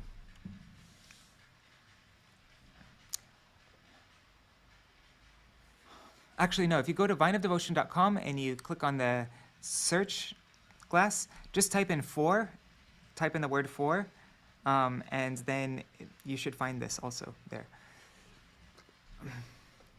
Harajat kiritamani diditi dipitasham Udyar brihaspati kavi pratime vahantam Dve kundalen karahitendu samanavakram Ramam jagat traya gurung satatam bhajami Udyad vibhakaramarichi vibhoditabja Netram subimba dashana chadacharunasam Shubhrang shurashmi parinirjita charuhasam Ramam jagat traya gurum satatam bhajami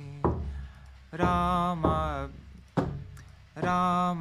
jagat traya gurum satatam bhajami Tam kambukhantam ajamam bhuja tulya rupa muktavali kanakaharadritam vibhantam vidyurbalaka gana sangyutamam budangva Ramam jagatraya gurum satatam bhajami Utana hastatala sangsta sahasrapatra Pancha chadadika shatam pravarangulibi Purvantya sita kanaka dyutiyasya sita Parshve stita raghuvaram satatam bhajami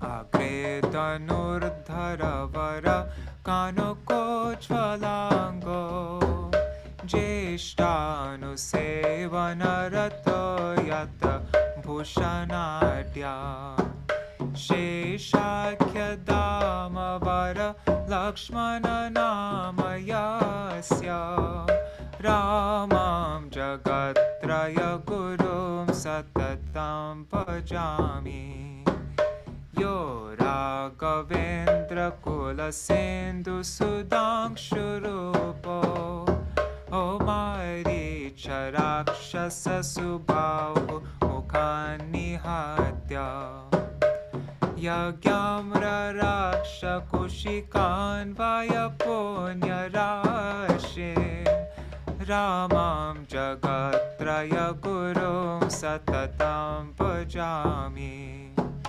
Hatva Kharatri-shiraso Sagano Kabandam Shri Dandakana Namadushanameva Kritva Sugriva Maitram Akaror Vinihatya Shatru Tam Raghavam दशमुखान्तकरं भजामि भङ्क्त्वा पिनाकम् अकरोज्जनकात्मजाया वैवाहिकोत्सवविधिं पतिभार्गवेन्द्रम्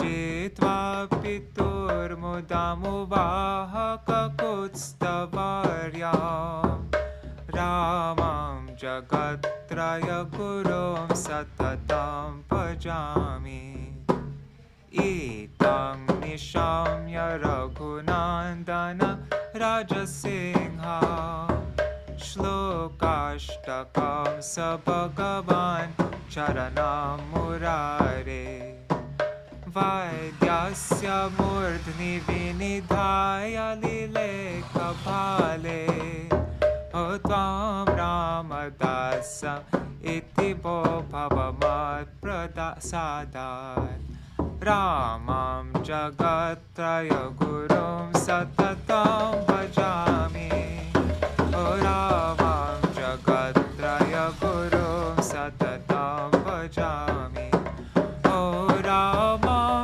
जगत्त्रयगुरुं सततं भजामि रामं जगत्त्रयगुरुं सततं भजामि रघुपति राघव राजा राम पतित पावन सीताराम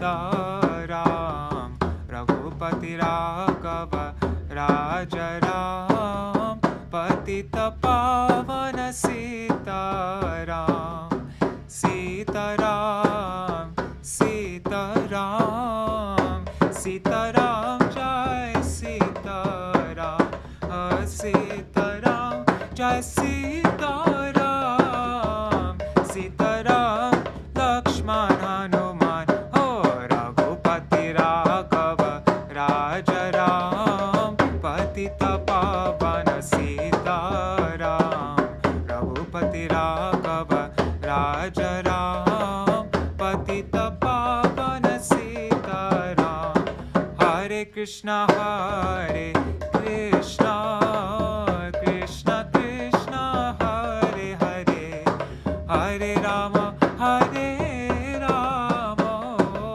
राम राम हरे हरे हरे कृष्णा कृष्णा कृष्णा कृष्णा हरे हरे हरे राम राम राम हरे हरे जय सीताराम लक्ष्मण हनुमान सीताराम लक्ष्मण हनुमान जय सच्चिदानंद जय गौर हरि सच्चिदानंद जय गौर हरि जय राधा नयन नाथ राधा नयन नाथ राधे जय राधा नयन नाथ Radha nayana natara. Oops, I didn't. I thought I was sharing my screen. Sorry.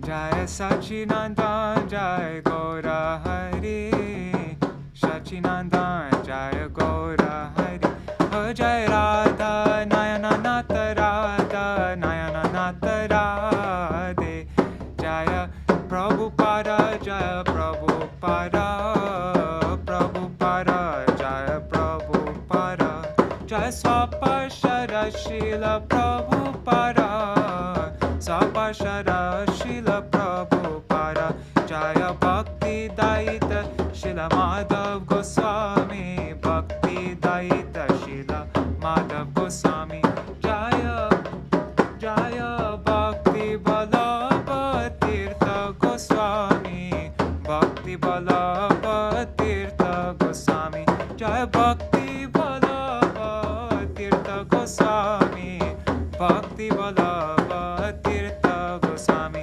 Jaya Gurudeva Gurudeva Gurudeva Jaya Gurudeva Gurudeva Gurudeva Gurudeva Jaya Gurudeva Hari Bol Hari Bol Hari Bol Gaur Hari Bol Nida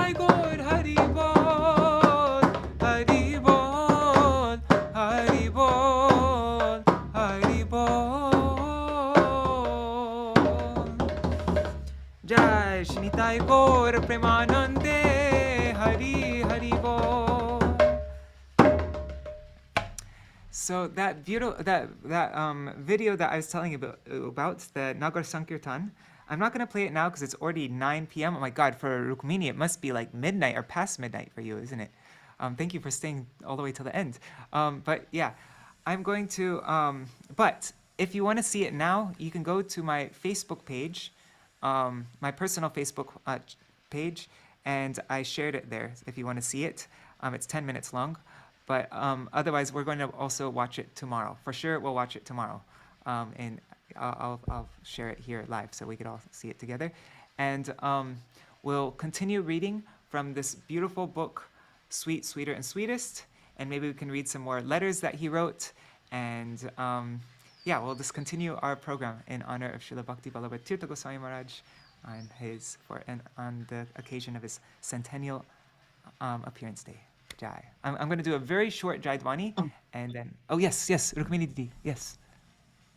Maybe you could just share the picture, and then tomorrow I'll explain it. But it can just be a cliffhanger. Yes. I sent it in that little centennial group. I mean, okay. Yes. I mean, you yes. saw it at the very beginning, but yeah. Okay, let me just go there really quick right now. 1 second. Sorry. Here. Okay, so there's this photo here. Yes. Oh wow, that is so cool. You're able to celebrate his. That's in the ISKCON temple, huh? Yeah. So I wanted to thank. It was actually Urmila's idea, and she sponsored it, and the temple council approved. And anyway, I wanted to thank the people and everything, but since it's very late, I'll do that tomorrow. Okay, that's beautiful though. That's so nice to see in an ISKCON temple also that they're observing your Gurudev's appearance day like that. That's so beautiful to see. And that it's financed by Urmila Mataji. That's wonderful. Mm-hmm. Yeah, okay. So I'll yeah, and it was her idea and everything, and so I just tried to execute it. Wow. Beautiful. Great. So will you be able to come tomorrow then? That means you'll be able to make it tomorrow? Yes. Okay. Wonderful. All right. So awesome. So I'm doing a very shortened Jaidwani and then we'll end for today. Jai Shri Sachinandan Gaur Hari Ki Jai, Shri Radha Nayananath Ju Ki Jai, Jai Śrīla Gurudev Ki Jai, Śrīla Param Gurudev Ki Jai, Śrīla Prabhupada Ki Jai, Śrīpāda Gauriya Guru Varga Ki Jai, Jai Śrīla Bhakti Ballabha Tīrtha Gosvāmī Mahārāja Ki Jai, Tadiya Shubha Shata Varshaki Vyāsa-pūjā Maha Mahotsav Ki Jai, Jai Śrīla Bhakti Dayit Madhav Gosvāmī Mahārāja Ki Jai, all the associates of Śrīla Bhakti Siddhanta Saraswati Gosvāmī Prabhupada Ki Jai, Jai Shri Ayodhya Dham Ki Jai, Shri Daśāvatāra Maharaj Ki Jai, Shri Kaushalya Kaikeyi Sumitra Mata Ki Jai, Jai Shri Ramacandra Ki Jai, Shri Ramacandra Ki Jai, Shri Bharat Lakshman Shatrugna Ki Jai, Jai Shri I already said Maharashtra, right? Yeah. Shri Sita Devi Ki Jai, Shri Janak Maharaj Ki Jai, Shri Hanuman Bajrang Bali Hanuman Ki Jai, Jai all the Vanaras Ki Jai, all the associates of Ramachandra Ki Jai, Shri Valmiki Ki Jai, Valmiki Ramayan Ki Jai, Lavan Kush Ki Jai, Jai Shri Harinam Sankirtan Ki Jai, Ananta Koti Vaishnava Vrinda Ki Jai, Rāma Navamī Tithi Ki Jai, Tithi Palan Kari Bhakta Vrinda Ki Jai, Ananta Koti Vaishnava Vrinda Ki Jai, Samagata Gaur Bhakta Vrinda Ki Jai, Shri Nitai Gaur Premanande Hari Hari Gaur Vrindai Tulsi Devai Priyai Keshavashacha Krishna Bhakti Pradadevi Satyavatai Namo Namaha Vancha Kalpatarubhyashcha Kripa Sindhubhyo Evacha Patitanam Pavanebhyo Vaishnavebhyo Namo Namaha. Dandavat pranams, everybody. Thank you so much, Rukmini Didi and Satya Mataji, Champak Mataji, I think that's Nri Hari Prabhu and Bhavatarani Mataji there. I think that says iPhone 17. And then let's see on YouTube and Facebook who's all here. Kishore Prabhu, Vidyalala Sadidi, Champak Mataji, Amit Dandekar, Raseshwari Mataji, Kishore Prabhu, Vidyalala, I already said Vidyalala Sadidi, and Vanksiwala Prabhu, and I see a bunch of other devotees, but I can only see your name if you write a comment. Vidyalala Sadidi is asking for the ebook for this, for what we were reading yesterday in the group. That book, Sweet, Sweeter, Sweetest, this book, Daśāvatāra, all the other books of Śrīla Bhakti Ballabha Tīrtha Gosvāmī Mahārāja, as I mentioned before, is available on bbtirtha.org. You can find them all there. All right, I'm very excited for our program tomorrow. See you all there to continue this program. And Jai, Dandavat Pranams. Hari Bol. Thank you. Radhe Radhe.